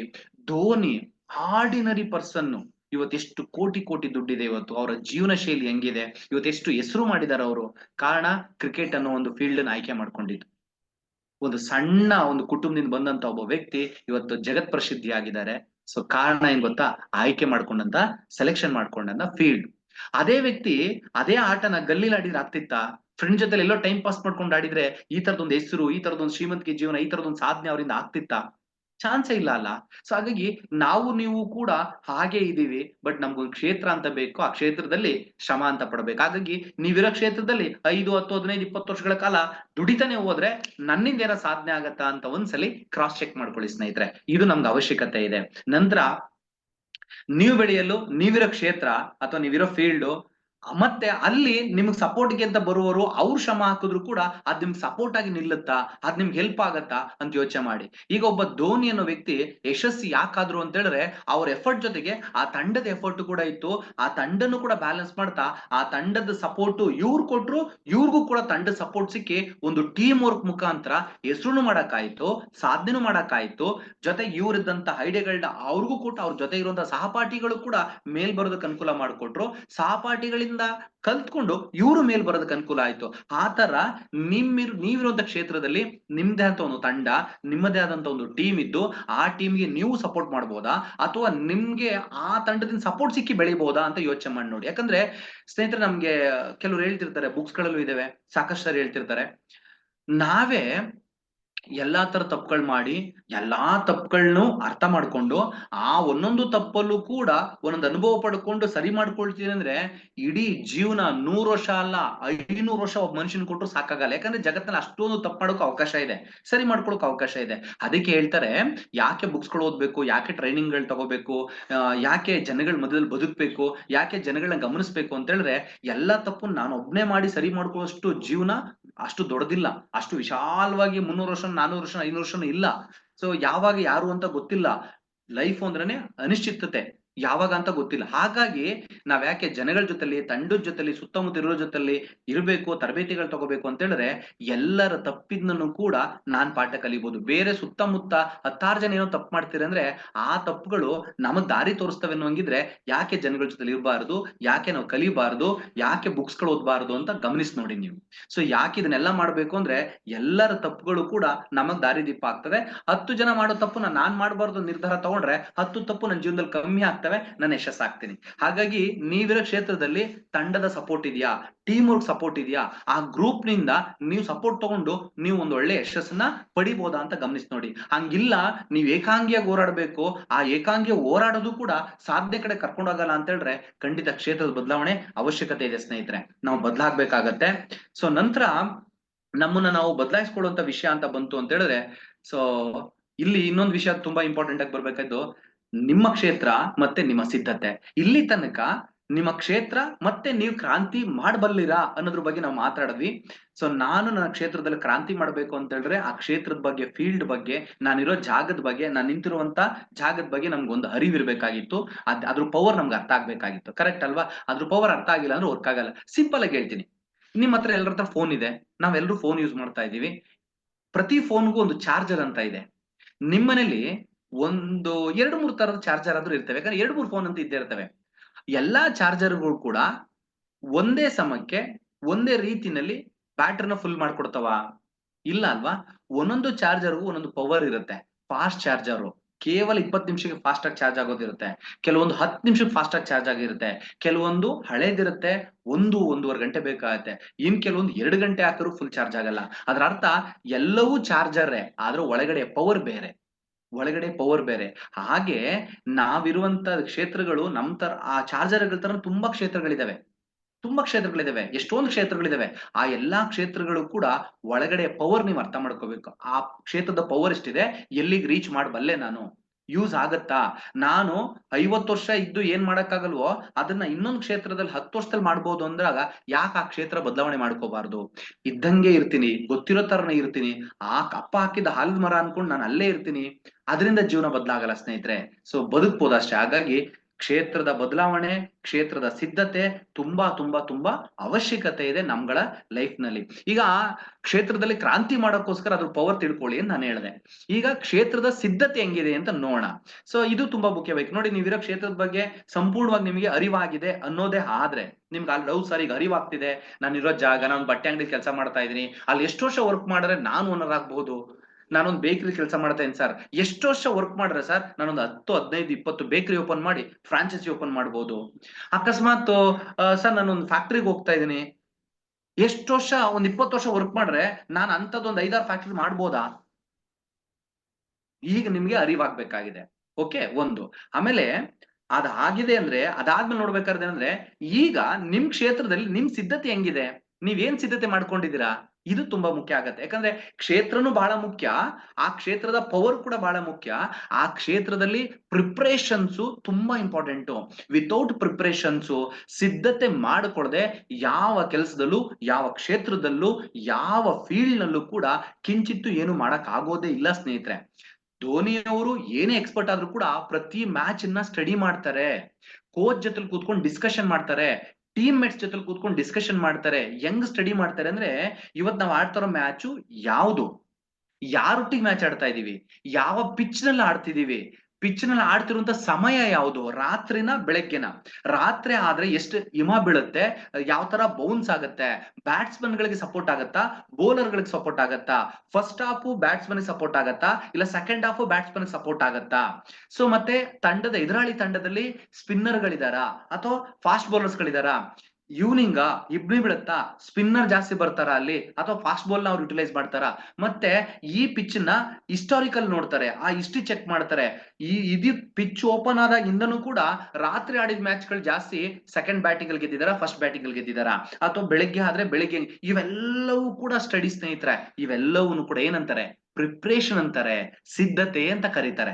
ಇದು ಯಾವ್ದು ಇಲ್ಲದೆ ನನ್ಗೆ ಆಲ್ರೆಡಿ 5 ವರ್ಷದಿಂದ ಕ್ರಿಕೆಟ್ ಆಡಿದೀನಿ, 10 ವರ್ಷಗಳಿಂದ ಕ್ರಿಕೆಟ್ ಆಡಿದೀನಿ, ಎಷ್ಟು ಕಪ್ ಗೆದ್ದಿಲ್ಲ ನಾನು, ಎಷ್ಟು ಮ್ಯಾಚ್ ವಿನ್ ಮಾಡ್ಸಿಲ್ಲ ಅಂದ್ಬಿಟ್ಟು ಸೀದಾ ಹೋಗ್ಬಿಟ್ಟು ಫೀಲ್ಡ್ ಅಲ್ಲಿ ನಿಂತ್ಕೊಂಡ್ರೆ, ಬ್ಯಾಟ್ ಹಿಡ್ಕೊಂಡ್ರೆ ಖಂಡಿತ ಗೆಲ್ಲಕ್ ಆಗಲ್ಲ ಸ್ನೇಹಿತರೆ. ಎಷ್ಟೇ ಎಕ್ಸ್ಪೀರಿಯನ್ಸ್ ಇದ್ರುನು, ಕ್ರಿಕೆಟ್ ಫೀಲ್ಡ್ ಅಲ್ಲಿ 20 ವರ್ಷ ಎಕ್ಸ್ಪೀರಿಯನ್ಸ್ ಇದ್ರುನು, 200 ಮ್ಯಾಚ್ ಆಡಿದ್ರು, 300 ಮ್ಯಾಚ್ ಆಡಿದ್ರು, 301ನೇ ಮ್ಯಾಚ್ಗೂ ಕೂಡ ಸಿದ್ಧತೆ, ಪ್ರಿಯಾರಿಟಿ, ಕಾಳಜಿ, ಏಕಾಗ್ರತೆ, ಅಬ್ಸರ್ವೇಷನ್, ಸ್ಟಡಿ ಮಾಡೋದು ಅವಶ್ಯಕತೆ ಇದೆ. ಹಾಗಾಗಿ ತುಂಬಾ ಜನ ಏನ್ ಗೊತ್ತಾ, ಬಹಳಷ್ಟು ಸರಿ ಸ್ವಲ್ಪ ದಿನ ಕೆಲಸ ಮಾಡಿದ್ರೆ ಸಾಕು, ಆ ಕ್ಷೇತ್ರ, ಆ ಜಾಗ ಗೊತ್ತಾದ್ರೆ ಸಾಕು, ಅಲ್ಲಿ ಇನ್ನೇನು ಕಲಿಯೋದಿಲ್ಲ, ಇನ್ನೇನು ತಿಳ್ಕೊಳ್ಳೋದಿಲ್ಲ, ಇನ್ನೇನು ಗಮನಿಸೋದಿಲ್ಲ. ಅನ್ನುವಂಥದ್ದೇ ಮರ್ತು ಬಿಡ್ತಾರೆ. ಇಲ್ಲ ಸ್ನೇಹಿತರೆ, ಪ್ರತಿ ಜಾಗದಲ್ಲೂ ಕೂಡ ಕಲಿತಾ ಹೋಗುವಂತ ತುಂಬಾ ಇದೆ, ತಿಳ್ಕೊಳ್ತಾ ಹೋಗುವಂತ ತುಂಬಾ ಇದೆ. ಬಟ್ ನೀವು ಒಂದ್ ಜಾಗದಲ್ಲಿ ಒಂದಷ್ಟು ಸಂಪಾದನೆ ಮಾಡ್ತಿದ್ದೀರಾ, ಒಂದ್ ಹಂತಕ್ಕೆ ಬಂದಿದ್ದೀರಾ ಅಂದ್ರೆ ನಿಮ್ಗೆ ಆ ಹಂತಕ್ಕೆ ಬರೋಷ್ಟು ಮಾತ್ರ ಸಿದ್ಧತೆ ಆಗಿದೆ, ಆ ಜ್ಞಾನ ಮಾತ್ರ ಇದೆ. ಇನ್ನ ಮುಂದಿನ ಹಂತಕ್ಕೆ ಹೋಗ್ಬೇಕು ಅಂದ್ರೆ ಅದಕ್ಕೆ ಬೇಕಿರೋ ತರ ಸಿದ್ಧತೆ, ಅದಕ್ಕೆ ಬೇಕಿರೋ ಜ್ಞಾನ ನಾವು ಪಡ್ಕೋಬೇಕಾಗಿದೆ. ಹಾಗಾಗಿ ನೀವಿರೋ ಕ್ಷೇತ್ರದಲ್ಲಿ ನೀವ್ ಯಶಸ್ವಿ ಆಗೋದಕ್ಕೆ ಏನೇನ್ ಸಿದ್ಧತೆ ಮಾಡ್ಕೊಂಡಿದ್ದೀರಾ ಅಂತ ಒಂದ್ಸರಿ ಕ್ರಾಸ್ ಚೆಕ್ ಮಾಡಿ. ನಂತರ ನಿಮ್ಮ ಕ್ಷೇತ್ರದಲ್ಲಿ ನೀವು ಯಾರು ಮತ್ತೆ ನಿಮ್ ಪಾತ್ರ ಏನು, ಇದು ಬಹಳ ಮುಖ್ಯ ಆಗತ್ತೆ. ಸೊ ಇದು ತುಂಬಾ ಜನಗಳಿಗೆ ಗೊತ್ತಿಲ್ಲ ಸ್ನೇಹಿತರೆ. ನಾನಿರೋ ಕ್ಷೇತ್ರದಲ್ಲಿ ನನ್ ಪಾತ್ರ ಏನು, ನಾನ್ ಯಾರಿಲ್ಲಿ, ನನ್ ಪಾತ್ರ ಏನು, ಕರೆಕ್ಟ್ ಅಲ್ಲ? ಸೊ ಇದು ಗೊತ್ತಿಲ್ದೇನೆ ಸುಮ್ನೆ ನಮ್ ಪಾಡಗ್ ನಾವು ಉಚ್ಕುದ್ರೆ ತರ ಓಡ್ತಾನೇ ಇದ್ರೆ 2 ವರ್ಷ, 3 ವರ್ಷ, 5 ವರ್ಷ, 8 ವರ್ಷ, 10 ವರ್ಷ, 15 ವರ್ಷ ಒಂದೇ ಕೆಲಸ, ಒಂದೇ ಫ್ಯಾಕ್ಟರಿ, ಒಂದೇ ಅಂಗಡಿ, ಒಂದೇ ಏನೋ ಮಾಡ್ಕೊಂಡು ಓಡ್ತಾನೇ ಇದೀವಿ. ಆದ್ರೆ ನಾನು ಎಲ್ಲಿಗೆ ಹೋಗ್ತಿದ್ದೀನಿ, ನನ್ ಪಾತ್ರ ಏನು, ನನ್ ಪಾತ್ರನ ಸರಿಯಾಗಿ ನಿಭಾಯಿಸ್ತಾ ಇದ್ದೀನ, ಆ ಪಾತ್ರಕ್ಕೆ ಜೀವ ತುಂಬ್ತಿದ್ದೀನ, ಆ ಪಾತ್ರ ಕ್ಲಿಕ್ ಆಗ್ತಾ ಇದೆಯಾ, ಇದನ್ನ ಗಮನಿಸ್ಬೇಕು. ಅಕಸ್ಮಾತ್ ಕ್ಷೇತ್ರ ಚೆನ್ನಾಗಿದೆ, ನಾನ್ ಯಾರು ಅಂತಾನು ಗೊತ್ತಿದೆ, ನನ್ ಪಾತ್ರ ಏನು ಅಂತಾನು ಗೊತ್ತಿದೆ, ಬಟ್ ನಾನ್ ಮಾಡ್ಕೊಳಕ್ ಆಗ್ತಿಲ್ಲ ಅಂದ್ರೆ ಪಾತ್ರದಲ್ಲಿ ಬದಲಾವಣೆ ತಗೊಂಡ್ಬರ್ಬೇಕಾಗತ್ತೆ ಸ್ನೇಹಿತರೆ. ಪಾತ್ರದಲ್ಲಿ ಬದಲಾವಣೆ ತರಬೇಕಾಗತ್ತೆ. ಬದಲಾವಣೆ ತಂದಿಲ್ಲ ಅಂತ ಹೇಳಿದ್ರೆ ವರ್ಕ್ ಆಗಲ್ಲ ಸ್ನೇಹಿತರೆ. ಕರೆಕ್ಟ್ ಅಲ್ಲ? ಎಕ್ಸಾಂಪಲ್, ನನ್ನ ಪಾತ್ರ ನಾನೊಬ್ಬ ಕಾಮಿಡಿಯನು, ಸಿಕ್ಕಾಪಟ್ಟೆ ಕಾಮಿಡಿ ಮಾಡ್ತಿದ್ದೀನಿ, ಚೆನ್ನಾಗಿ ವಿನ್ ಆದೆ, ನಾನು ಚೆನ್ನಾಗಿ ಕ್ಲಿಕ್ ಆಗ್ತಾ ಇದ್ದೀನಿ, ಓಕೆ.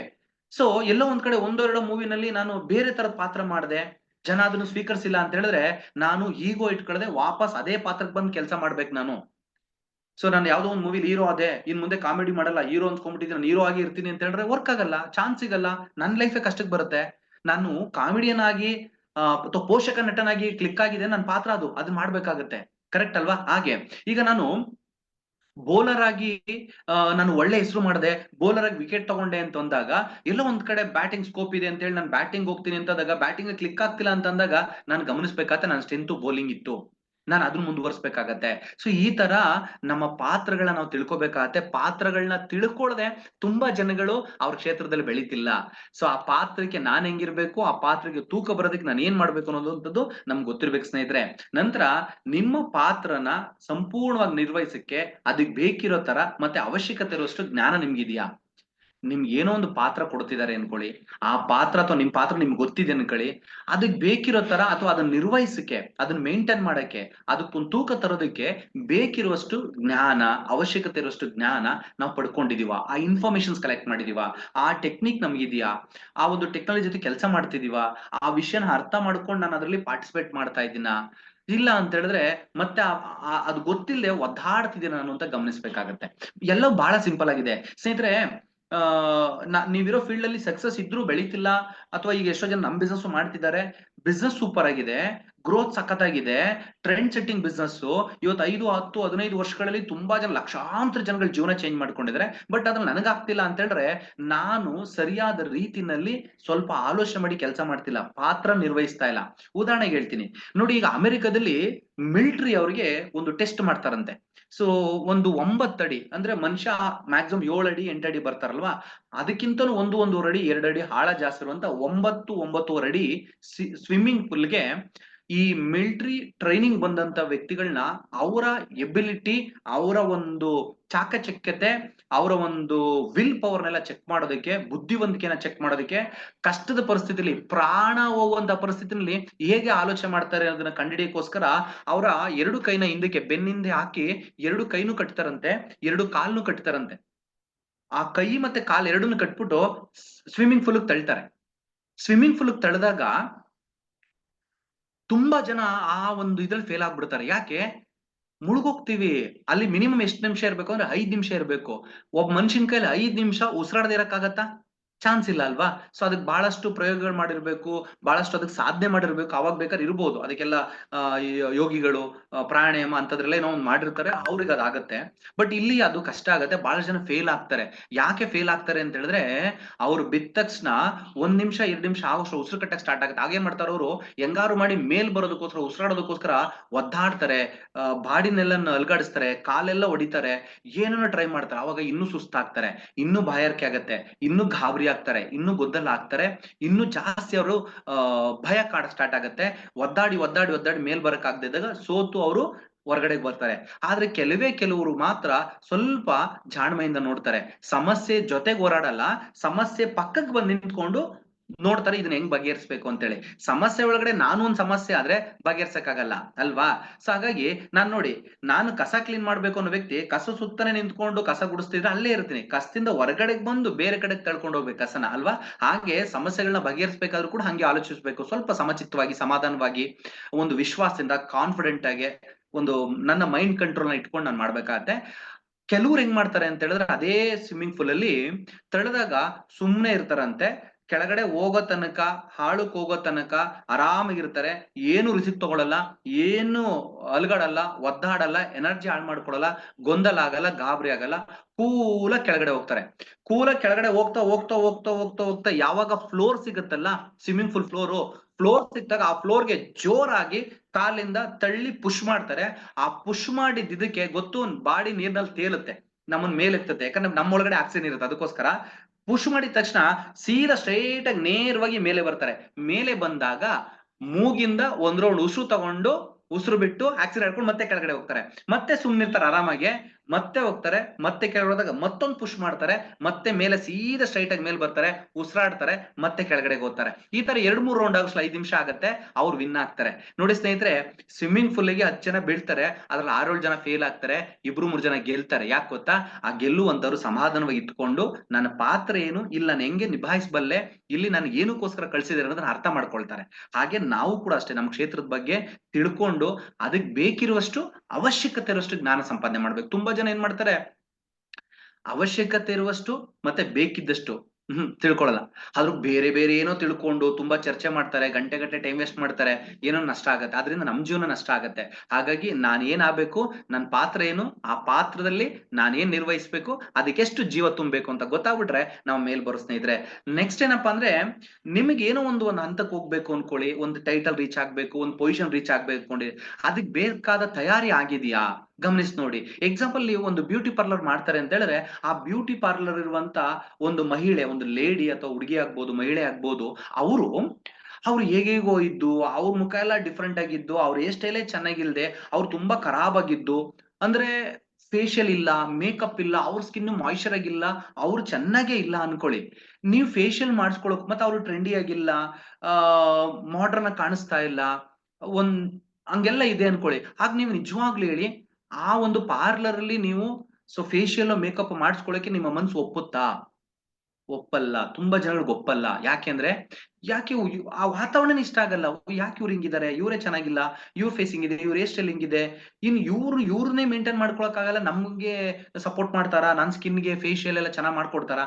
ಒಂದ್ ಕ್ವಶನ್ಸ್ ಬಂದ್ಬಿಡುತ್ತೆ. ಅಂದ್ರೆ ಅರ್ಥ, ಆ ಬ್ಯೂಟಿ ಪಾರ್ಲರ್ ನಡೆಸುವಂತ ಮಹಿಳೆ ಆ ಪಾರ್ಲರ್ ಬೇಕಿದ್ದಂಗೆ ಸೊ ಒಂದೇನೋ ಡ್ರೆಸ್ ಕೋಡ್ ಇರ್ಬೋದು, ಹೇರ್ ಸ್ಟೈಲ್ಸ್ ಇರ್ಬೋದು, ಮತ್ತೆ ಫೇಶಿಯಲ್ ಇರ್ಬೋದು, ಮೇಕಪ್ ಇರ್ಬೋದು, ಐಬ್ರೋ ಇರ್ಬೋದು, ಅದನ್ನೆಲ್ಲನೂ ಕೂಡ ಮೇಂಟೈನ್ ಮಾಡ್ಬೇಕಾಗತ್ತೆ. ಅವಾಗ ಆ ವ್ಯಾಪಾರದಲ್ಲಿ ಆ ಮಹಿಳೆ ಗೆದ್ದು ಮುಂದೆ ಬರಕ್ ಸಾಧ್ಯ ಆಗತ್ತೆ. ಹೌದಾ ಇಲ್ವಾ? ಯೋಚನೆ ಮಾಡಿ ನೋಡಿ. ಅದೇ ತರ ಒಂದು ಬೋಟಿಕ್ ಮಾಡ್ತೀರಾ ನೀವು, ಬ್ಯೂಟಿಫುಲ್ ಇರುವಂತ ಡಿಸೈನ್ ಬಟ್ಟೆಗಳು ಹೊಲ್ಕೊಡೋದಕ್ಕೆ ನೀವು ಒಂದು ಬೋರ್ಡ್ ಹಾಕಿದಿರ ಅಂದ್ರೆ, ನಿಮ್ಗೆ ಆ ಡಿಸೈನ್ ಕಟ್ ಮಾಡಕ್ ಬರುತ್ತಾ? ಆ ಡಿಸೈನ್ ನ ಸ್ಟಿಚ್ ಮಾಡಕ್ ಬರುತ್ತಾ? ಆ ಡಿಸೈನ್ ಬಟ್ಟೆನ ಡಿಫ್ರೆಂಟ್ ಬಟ್ಟೆನ ಜನಗಳಿಗೆ ಕೊಡಕ್ ಬರುತ್ತಾ? ಅದ್ಯಾವುದು ಬರದೆ ಜನಗಳು ಬಂದು ಕೊಟ್ಟಾಗ ನೀವು ಅದಕ್ಕೆ ಬೇಕಿದ್ದ ತಯಾರಿ ಇಲ್ಲದೆ ಹೇಗೋ ಬಟ್ಟೆ ಹೊಲ್ಕೊಟ್ರೆ ಬೋಟಿಕ್ ವಿನ್ ಆಗತ್ತಾ? ನೀವು ಸಂಪಾದನೆ ಮಾಡಕ್ಕಾಗತ್ತಾ? ಆಗಲ್ಲ ತಾನೆ, ಚಾನ್ಸೇ ಇಲ್ಲ. ಅದೇ ತರ ನೀವು ಸಿಂಗರ್ ಆಗ್ಬೇಕು ಅನ್ನೋ ವ್ಯಕ್ತಿ, ಅದಕ್ಕೆ ಬೇಕಿರೋ ಸಿದ್ಧತೆ, ಪ್ರಾಕ್ಟೀಸು, ವಾಯ್ಸ್ ಮೇಂಟೈನ್ ಮಾಡುವಂತದ್ದು, ಆ ಧ್ವನಿನ ಕಾಪಾಡ್ಕೊಂಡು ಹೋಗೋದಕ್ಕೆ ಬೇಕಾದಂತ ಒಂದು ಆಹಾರಗಳಿರ್ಬೋದು, ಅಥವಾ ಸೂಪ್ ಇರ್ಬೋದು, ಅಥವಾ ಥೆರಪಿಗಳಿರ್ಬೋದು, ಪ್ರಾಕ್ಟೀಸ್ ಇರ್ಬೋದು, ಇದ್ಯಾವುದು ಮಾಡದೆ ಸಿಂಗರ್ ಆಗಕ್ಕಾಗತ್ತಾ? ಇಲ್ಲ. ನೀವು ಒಂದು ಹೋಟೆಲ್ ನಡೆಸ್ತೀರಾ ಅಂತ ಹೇಳಿದ್ರೆ, ಆ ಹೋಟೆಲ್ಗೆ ಬೇಕಾದಂತ ಒಂದು ಪರಿಸ್ಥಿತಿನ ನಿರ್ವಹಣೆ ಮಾಡ್ಕೊಳ್ಳುವಂತದ್ದು, ನೀವು ಅದಕ್ಕೆ ಬೇಕಿರುವಂತ ನಿಮ್ಮನ್ನ ನೀವು ತಯಾರಿಸ್ಕೊಳ್ಳುವಂತದ್ದು, ಇದೆಲ್ಲ ಬೇಕಲ್ವಾ? ರುಚಿ ಕೊಡುವಂತ ಆ ಹೋಟೆಲ್ಗೆ ಬೇಕಾದಂತ ಎಲ್ಲಾ ವ್ಯವಸ್ಥೆನ ಮಾಡ್ಬೇಕಾಗತ್ತೆ. ಅದಲ್ದೇನೆ, ನಾನೇನೋ ಹೆಸರು ಮಾಡಿದೀನಿ, ನಾನು ಹೋಟ್ಲ್ ಓಪನ್ ಮಾಡಿದ್ರೆ ಜನ ಬಂದ್ಬಿಡ್ತಾರೆ ಅಂದ್ರೆ ಬರ್ತಾರೆ, ಮತ್ತೆ ಬರಲ್ಲ. ಇದು ಗೊತ್ತಿರ್ಲಿ. ಹಾಗಾಗಿ ಎಲ್ಲದಕ್ಕೂ ಕೂಡ ನಾವು ಹೊಂದ್ಕೊಂಡು ಹೋಗುವಂತ ರೀತಿನಲ್ಲಿ ರೆಡಿ ಆಗ್ಬೇಕು. ನೀವೊಂದ್ ಜಿಮ್ ಓಪನ್ ಮಾಡ್ತೀರಾ ಅಂದ್ರೆ ಹೇಗಿರ್ಬೇಕು? ನೀವೇ ಜಿಮ್ ಮಾಡುವಂತ ವ್ಯಕ್ತಿ, ಜಿಮ್ ನ ಟ್ರೈನ್ ಮಾಡುವಂತ ವ್ಯಕ್ತಿ, ನೀವೇ ಸಿಕ್ಕಾಪಟ್ಟೆ ಫ್ಯಾಟ್ ಅಲ್ಲಿ ಇದ್ದೀರಾ, ನೀವೇ ತುಂಬಾ ದಪ್ಪ ಇದ್ದೀರಾ, ನಿಮ್ಗೆ ಬಾಡಿ ಬೆಂಡ್ ಮಾಡಕ್ ಆಗ್ತಿಲ್ಲ, ನಿಮ್ಗೆ ಏನು ಗೈಡ್ ಮಾಡಕ್ ಆಗ್ತಿಲ್ಲ, ನಿಮ್ದೆ ಏನೋ ಏನ್ ಹೇಳಿದ್ರೆ ಬಾಡಿ ಫಿಟ್ ಆಗಿಲ್ಲ. ಸೊ ಇದೆಲ್ಲ ಇದ್ರೆ ನಿಮ್ಮನ್ನ ಜನ ಒಪ್ಕೊಳ್ತಾರ? ನಿಮ್ ಜಿಮ್ಗೆ ಜನ ಬರ್ತಾರಾ? ಇಲ್ಲ ಅಲ್ವಾ? ಸೊ ಇದನ್ನ ಯೋಚನೆ ಮಾಡಿ. ಆಗ ಒಂದ್ ಸಣ್ಣ ಫ್ಯಾಕ್ಟರಿ ಓಪನ್ ಮಾಡ್ಬೇಕು, ಗಾರ್ಮೆಂಟ್ಸ್ ಓಪನ್ ಮಾಡ್ಬೇಕು ಅನ್ಕೊಂತೀರಾ, ಅದಕ್ಕೆ ತಯಾರಿ ಏನ್ ಬೇಕು ಅವೆಲ್ಲ ಇದೆಯಾ? ಸೊ ಏನ್ ಮಾಡ್ಬೇಕಾದ್ರು ಕೂಡ ಇವನ್ ಸಣ್ಣ ಒಂದು ಬೇಕರಿ ಓಪನ್ ಮಾಡೋಕ್ಕೂ ಕೂಡ, ಆ ಬೇಕರಿ ಓಪನ್ ಮಾಡೋಕ್ಕೂ ಕೂಡ ತಯಾರಿ ಬೇಕಾಗತ್ತೆ. ಹಾಗೆ ಈಗ ಇದೆಲ್ಲ ಉದಾಹರಣೆ ಕೊಟ್ಟೆ. ಈಗ ನೀವು ಯಾವ ಕ್ಷೇತ್ರದಲ್ಲಿದ್ದೀರಾ ಇಮ್ಯಾಜಿನ್ ಮಾಡಿ. ಆ ಕ್ಷೇತ್ರದಲ್ಲಿ ನೀವು ಏನ್ ಆಗ್ಬೇಕು ಅನ್ಕೊಂಡಿರಾ ಅದ್ ಆಗೋದಕ್ ಬೇಕಿರುವಂತ ಅವಶ್ಯಕತೆ ಇರುವಷ್ಟು ನಾಲೆಡ್ಜ್, ತಯಾರಿಕೆ ಎಲ್ಲ ಮಾಡ್ಕೊಂಡಿದ್ದೀರಾ ಅಂತ ಒಂದ್ಸರಿ ಚೆಕ್ ಮಾಡಿ. ತುಂಬಾ ಜನಗಳಿಗೆ ಗೆಲ್ಬೇಕು ಅನ್ನೋ ಆಸೆ ಇರುತ್ತೆ, ಗೆಲ್ಲೋದಕ್ ಬೇಕಾದಂತ ತಯಾರಿ ಏನ್ ಮಾಡ್ಬೇಕು ಅಂತ ಇಲ್ಲ. ತುಂಬಾ ಜನಗಳಿಗೆ ತಯಾರಿ ಮಾಡ್ಕೊಳ್ಳೋದು ಬೇಜಾರು, ಬೋರು, ಅಲ್ಲಿಗೆ ರೀಚ್ ಆಗಕ್ಕೆ ಇಷ್ಟಪಡ್ತೀವಿ. ಫಾರ್ ಎಕ್ಸಾಂಪಲ್ ತಿರುಪತಿಗೆ ಹೋಗಕ್ ಇಷ್ಟ, ಅದಕ್ಕೆ ಬೇಕಿರೋ ತರ ತಯಾರಿ ಮಾಡ್ಕೊಳ್ಳೋದಿಲ್ಲ, ಅದಿಷ್ಟ ಆಗಲ್ಲ. ಆ ಪ್ರಯಾಣ ಎಲ್ಲ ಆರಾಮಾಗಿರ್ಬೇಕು, ಅಲ್ಲೊಂಚೂರು ಏನೋ ಹೆಚ್ಚು ಕಮ್ಮಿ ಆಗ್ಬಾರ್ದು. ಥಿಂಕ್ ಮಾಡಿ ನೋಡಿ, ಎಲ್ರಿಗೂ ಬೆಟ್ಟ ತುದಿಗೆ ಹೋಗ್ಬೇಕು ಅನ್ನೋ ಆಸೆ, ಹತ್ತಕ್ ಬೇಕಾದ ತಯಾರಿ ಮಾಡ್ಕೊಳಲ್ಲ. ಹತ್ತಕ್ ಬೇಕಾದ ತಯಾರಿ ಮಾಡ್ಕೊಂಡ್ರೆ ಬೆಟ್ಟ ಹತ್ತದ್ ಈಸಿ ಅಲ್ವಾ, ಬೆಟ್ಟಕ್ಕೆ ಹೋಗೋದ್ ಈಸಿ ಅಲ್ವಾ. ಹಾಗಾಗಿ ತುಂಬಾ ಜನ ಯಾವಾಗ್ಲೂ ಕೂಡ ರಿಸಲ್ಟ್ ನೋಡ್ತಾರೆ, ಎಫರ್ಟ್ ನೋಡಲ್ಲ. ಎಫರ್ಟ್ ಬೇಕಾದಂತ ಪ್ರಿಯಾರಿಟೀಸ್ ನೋಡಲ್ಲ. ಹಾಗಾಗಿ ಎಫರ್ಟ್ ಪ್ರಿಯಾರಿಟಿ ಸರಿ ಇತ್ತು ಅಂತ ಹೇಳಿದ್ರೆ ಸಾಧನೆ, ಸಕ್ಸಸ್ ಅಥವಾ ನಿಮ್ಗೆ ಬೇಕಿದ್ ಲೆವೆಲ್ಸ್ ಎಲ್ಲವೂ ಕೂಡ ಸಿಗತ್ತೆ ಸ್ನೇಹಿತರೆ. ಸೊ ನಂತರ ಬಹಳ ಮುಖ್ಯವಾದಂತ ವಿಚಾರ, ಸೊ ಇವಾಗ ನೋಡೋಣ ನಾವು. ಸೊ ನಮ್ಮನ್ನ ನಾವು ಬದಲಾಯಿಸ್ಕೊಳ್ಳೋದ್ರಲ್ಲಿ, ನಿಮ್ಮ ಕ್ಷೇತ್ರದಲ್ಲಿ ನಿಮ್ಮ ಸಿದ್ಧತೆ ಅನ್ನೋ ವಿಚಾರದಲ್ಲಿ ಮುಂದಿನ ಒಂದು ವಿಚಾರ ಏನಪ್ಪಾ ಅಂದ್ರೆ, ನೀವು ಯಾವ ಹಂತಕ್ಕೆ ಹೋಗ್ಬೇಕು, ನೀವೇನ್ ಮಾಡ್ಬೇಕು ಅನ್ಕೊಂಡಿದಿರಲ್ಲ ಅಷ್ಟು ಕೆಲಸ ಹೇಗ್ ಮಾಡ್ಬೇಕು, ಮತ್ತೆ ಎಷ್ಟು ಕೆಲಸ ಮಾಡ್ಬೇಕು ಅನ್ನೋದ್ರ ಬಗ್ಗೆ ನಿಮ್ಗೆ ಆಲೋಚನೆ ಇದೆಯಾ? ಇದು ಬಹಳ ಮುಖ್ಯ ಆಗತ್ತೆ. ತುಂಬಾ ಜನಕ್ಕೆ ಕೆಲಸ ಮಾಡ್ಬೇಕು ಅಂತ ಗೊತ್ತು, ಎಷ್ಟು ಕೆಲಸ ಮಾಡ್ಬೇಕು ಅಂತ ಗೊತ್ತಿಲ್ಲ, ಆ ಕೆಲಸನ ಹೇಗ್ ಮಾಡ್ಬೇಕು ಅಂತ ಗೊತ್ತಿಲ್ಲ. ಬಟ್ ಆದ್ರೆ ಏನಾದ್ರೂ ಮಾಡಿ ಮೇಲ್ ಬರ್ಬೇಕು ಅಂತ ಇರ್ತಾರೆ. ಏನೇನೋ ಮಾಡ್ರೆ ಮೇಲ್ ಬರಲ್ಲ, ಏನ್ ಮಾಡ್ಬೇಕು ಅಂತ ಅರ್ಥ ಮಾಡ್ಕೊಂಡು ಅದನ್ನ ಮಾತ್ರ ಮಾಡ್ಬೇಕಾಗತ್ತೆ ಸ್ನೇಹಿತರೆ, ಅಲ್ವಾ? ಏನೇನೋ ಮಾಡಿದ್ರೆ ನಾವ್ ಮೇಲ್ ಬರಕ್ಕಾಗತ್ತೆ? ಇಲ್ಲ ಅಲ್ಲ. ಒಂದು ನಾನು ಶೂಟಿಂಗ್ ಹೋಗಿದ್ದೀನಿ, ನನ್ಗೊಂದು ಪಾತ್ರ ಕೊಟ್ಟಿದ್ದಾರೆ, ಅಲ್ಲೊಂದು ಡೈಲಾಗ್ ನ ಬರ್ಸಿರ್ತಾರೆ, ಪ್ರಾಕ್ಟೀಸ್ ಮಾಡ್ತಾರೆ. ಆ ಪ್ರಾಕ್ಟೀಸ್ ಮಾಡಿದಂತ ಡೈಲಾಗ್ಗೆ ಅದೇ ತರ ವಾಯ್ಸ್ ಓವರು, ಅದೇ ತರ ಫೇಸ್ ಎಕ್ಸ್ಪ್ರೆಷನ್, ಅದೇ ತರ ಬಾಡಿ ಲ್ಯಾಂಗ್ವೇಜ್, ಅದೇ ತರ ಒಂದು ಭಾವನೆ ಕೊಟ್ಟು ನಾನು ಮಾಡಿದ್ರೆ ಮಾತ್ರ ಅದ್ ಕ್ಲಿಕ್ ಆಗತ್ತೆ. ಅದು ಬಿಟ್ಟು ನನಗೆ ಏನ್ ಗೊತ್ತೋ ಅದನ್ನೆಲ್ಲ ಅಲ್ಲಿ ಮಾಡ್ತೀನಿ ಅಂತ ಹೇಳಿದ್ರೆ ಡೈರೆಕ್ಟರ್ ನಮ್ಮ ವಾಪಸ್ ಮನೆ ಕಳಿಸ್ತಾರೆ, ಅಲ್ವಾ? ಹಾಗೇನೆ ಪ್ರತಿ ಕೆಲಸದಲ್ಲೂ ಕೂಡ ನಾನು ಏನ್ ಮಾಡ್ಬೇಕು, ಎಷ್ಟು ಮಾಡ್ಬೇಕು, ಹೇಗ್ ಮಾಡ್ಬೇಕು, ಇದು ತುಂಬಾ ಮುಖ್ಯ ಆಗತ್ತೆ. ಮತ್ತೆ ಯಾಕೆ ಅನ್ನೋ ಗೊತ್ತು, ಸಾಧನೆ ಮಾಡಕ್ಕೋಸ್ಕರ. ಈ ಮಿಕ್ಕಿದನ್ ಕರೆಕ್ಷನ್ಸ್ ನಾವು ಮಾಡ್ಕೋಬೇಕಾಗತ್ತೆ. ಉದಾಹರಣೆಗೆ ಹೇಳ್ತೀನಿ, ಈಗ ನಮ್ ಬಿಸ್ನೆಸ್ ತಗೊಳ್ತೀನಿ. ಈಗ ನಮ್ ಬಿಸ್ನೆಸ್ ಎಷ್ಟೋ ಜನಕ್ಕೆ ಪಾರ್ಟ್ ಟೈಮ್ ಅಲ್ಲಿ ಒಂದು 10-15 ಸಾವಿರನೋ ಒಂದು 30 ಸಾವಿರ ಸಂಪಾದನೆ ಮಾಡ್ಬೇಕು. ಈಗ ಇಲ್ಲಿ ಹಾಕಿದ್ದೀನಿ ಉದಾಹರಣೆಗೆ, ಎಕ್ಸಾಂಪಲ್ ಹಾಕಿದ್ದೀನಿ. ನಮ್ಮ ಬಿಸ್ನೆಸ್ ಮಾಡ್ತಿರೋರು ಎಷ್ಟೋ ಜನಕ್ಕೆ ಪಾರ್ಟ್ ಟೈಮ್ ಒಂದು 30,000 ರೂಪಾಯಿ ಸಂಪಾದನೆ ಮಾಡ್ಬೇಕು ಅನ್ನೋ ಆಸೆ ಇದೆ. ಇನ್ 1,00,000, 2,00,000, 3,00,000, ಆಮೇಲೆ ನೆಕ್ಸ್ಟ್ ಒಂದ್ 30,000 ಸಂಪಾದನೆ ಮಾಡ್ಬೇಕು ಅನ್ನೋ ಆಸೆ ಇತ್ತು ಅಂತ ಹೇಳಿದ್ರೆ, ಫಸ್ಟ್ ಆಫ್ ಆಲ್ ನಾವ್ ಏನ್ ಮಾಡ್ಬೇಕು, ನನಗೆ ಏನ್ ಬೇಕು, 30,000 ಬೇಕು. ನೋಡಿ ಎಷ್ಟು ಕ್ಲೀನ್ ಆಗಿ ನಾವು ರೆಡಿ ಆಗ್ಬೇಕು ಅಂದ್ರೆ, ನನಗೆ ಏನ್ ಬೇಕು ಅಂದ್ರೆ 30,000 ಬೇಕು. ಈ 30,000 ಬರೋದಕ್ಕೆ ನಾನು ಎಷ್ಟು ವ್ಯಾಪಾರ ಮಾಡ್ಬೇಕು, 2,00,000ದಷ್ಟು ವ್ಯಾಪಾರ ಮಾಡ್ಬೇಕು. ಆ 2,00,000ದಷ್ಟು ವ್ಯಾಪಾರ ಆಗ್ಬೇಕು ಅಂತ ಹೇಳಿದ್ರೆ, ನನ್ನ ತಂಡದಲ್ಲಿ ಎಷ್ಟು ಜನಗಳ ಜೊತೆ ನಾನು ಕಾರ್ಯನಿರ್ವಹಿಸಬೇಕು ಅಂದ್ರೆ ಅಟ್ಲೀಸ್ಟ್ ಒಂದು 40-50 ಜನ ಬೇಕು. 40-50 ಜನ ನನ್ನ ಟೀಮಲ್ಲಿ ಇರಬೇಕು. ಆ 40-50 ಜನಗಳು ಎಷ್ಟು ಕೆಲಸ ಮಾಡ್ಬೇಕು, 4,000-5,000ದಷ್ಟು ಕೆಲಸ ಮಾಡ್ಬೇಕು. ಒಂದ್ ತಿಂಗಳಿಗೆ 4,000-5,000ದಷ್ಟು ಬಿಸ್ನೆಸ್ ಮಾಡ್ರೆ ಸಾಕು. ಸೊ ನನಗೆ ಅಷ್ಟು ಬಿಸ್ನೆಸ್ ಆಗುತ್ತೆ. ಆ 40-50 ಜನಗಳು ಬರೋದಕ್ಕೆ ಏನ್ ಮಾಡ್ಬೇಕು, ನಾನು 4-5 ಜನಗಳ ಜೊತೆ ಸರಿಯಾಗಿ ಕೆಲಸ ಮಾಡಿ ಅವ್ರಿಗೆಲ್ಲನೂ ಕೂಡ ಕರೆಕ್ಟ್ ಆಗಿ ಹೇಳ್ಕೊಟ್ಟು ಒಂದು ಟೀಮ್ ನ ಕಟ್ಟುವಂತ ರೀತಿ ನೀತಿ, ಆ ತಂಡನ ತಕೊಂಡ್ಬರುವಂತ ರೀತಿ ನೀತಿ, ಮತ್ತೆ ಕ್ಷೇತ್ರದ ಬಗ್ಗೆ ಸರಿಯಾಗಿ ಮಾಹಿತಿ ಕೊಟ್ರೆ ಆ 4-5 ಜನಗಳೇ 40-50 ಜನಗಳನ್ನ ತಗೊಂಡ್ಬರ್ತಾರೆ. ಆ 40-50 ಜನಗಳು ತಿಂಗಳಿಗೆ 4,000-5,000 ಬಿಸ್ನೆಸ್ ಮಾಡಿದ್ರೆ ಅದೊಂದು 2-2 ಲಕ್ಷ 2 ಲಕ್ಷ ತನಕ ಆಗತ್ತೆ. ಆ 2-2 ಲಕ್ಷ 2 ಲಕ್ಷ ಆಯ್ತು ಅಂದ್ರೆ 30-35,000 40,000 ಇನ್ಕಮ್ ಬಂದೇ ಬರುತ್ತೆ. ನೋಡಿ, ನನಗೆ ಏನ್ ಬೇಕು ಅನ್ನೋ ಹಣ್ಣು ಬಗ್ಗೆ ಯೋಚನೆ ಮಾಡಿದ್ವಿ ಅಂದ್ರೆ 30,000 ಹಣ್ಣಾದ್ರೆ ನಾವೇನ್ ಮಾಡ್ಬೇಕು, ಉಲ್ಟಾ ಬರ್ಬೇಕು. ಹಣ್ಣು ಎಲ್ಲಿ ಸಿಗತ್ತೆ, ಮರದಲ್ಲಿ ಸಿಗತ್ತೆ.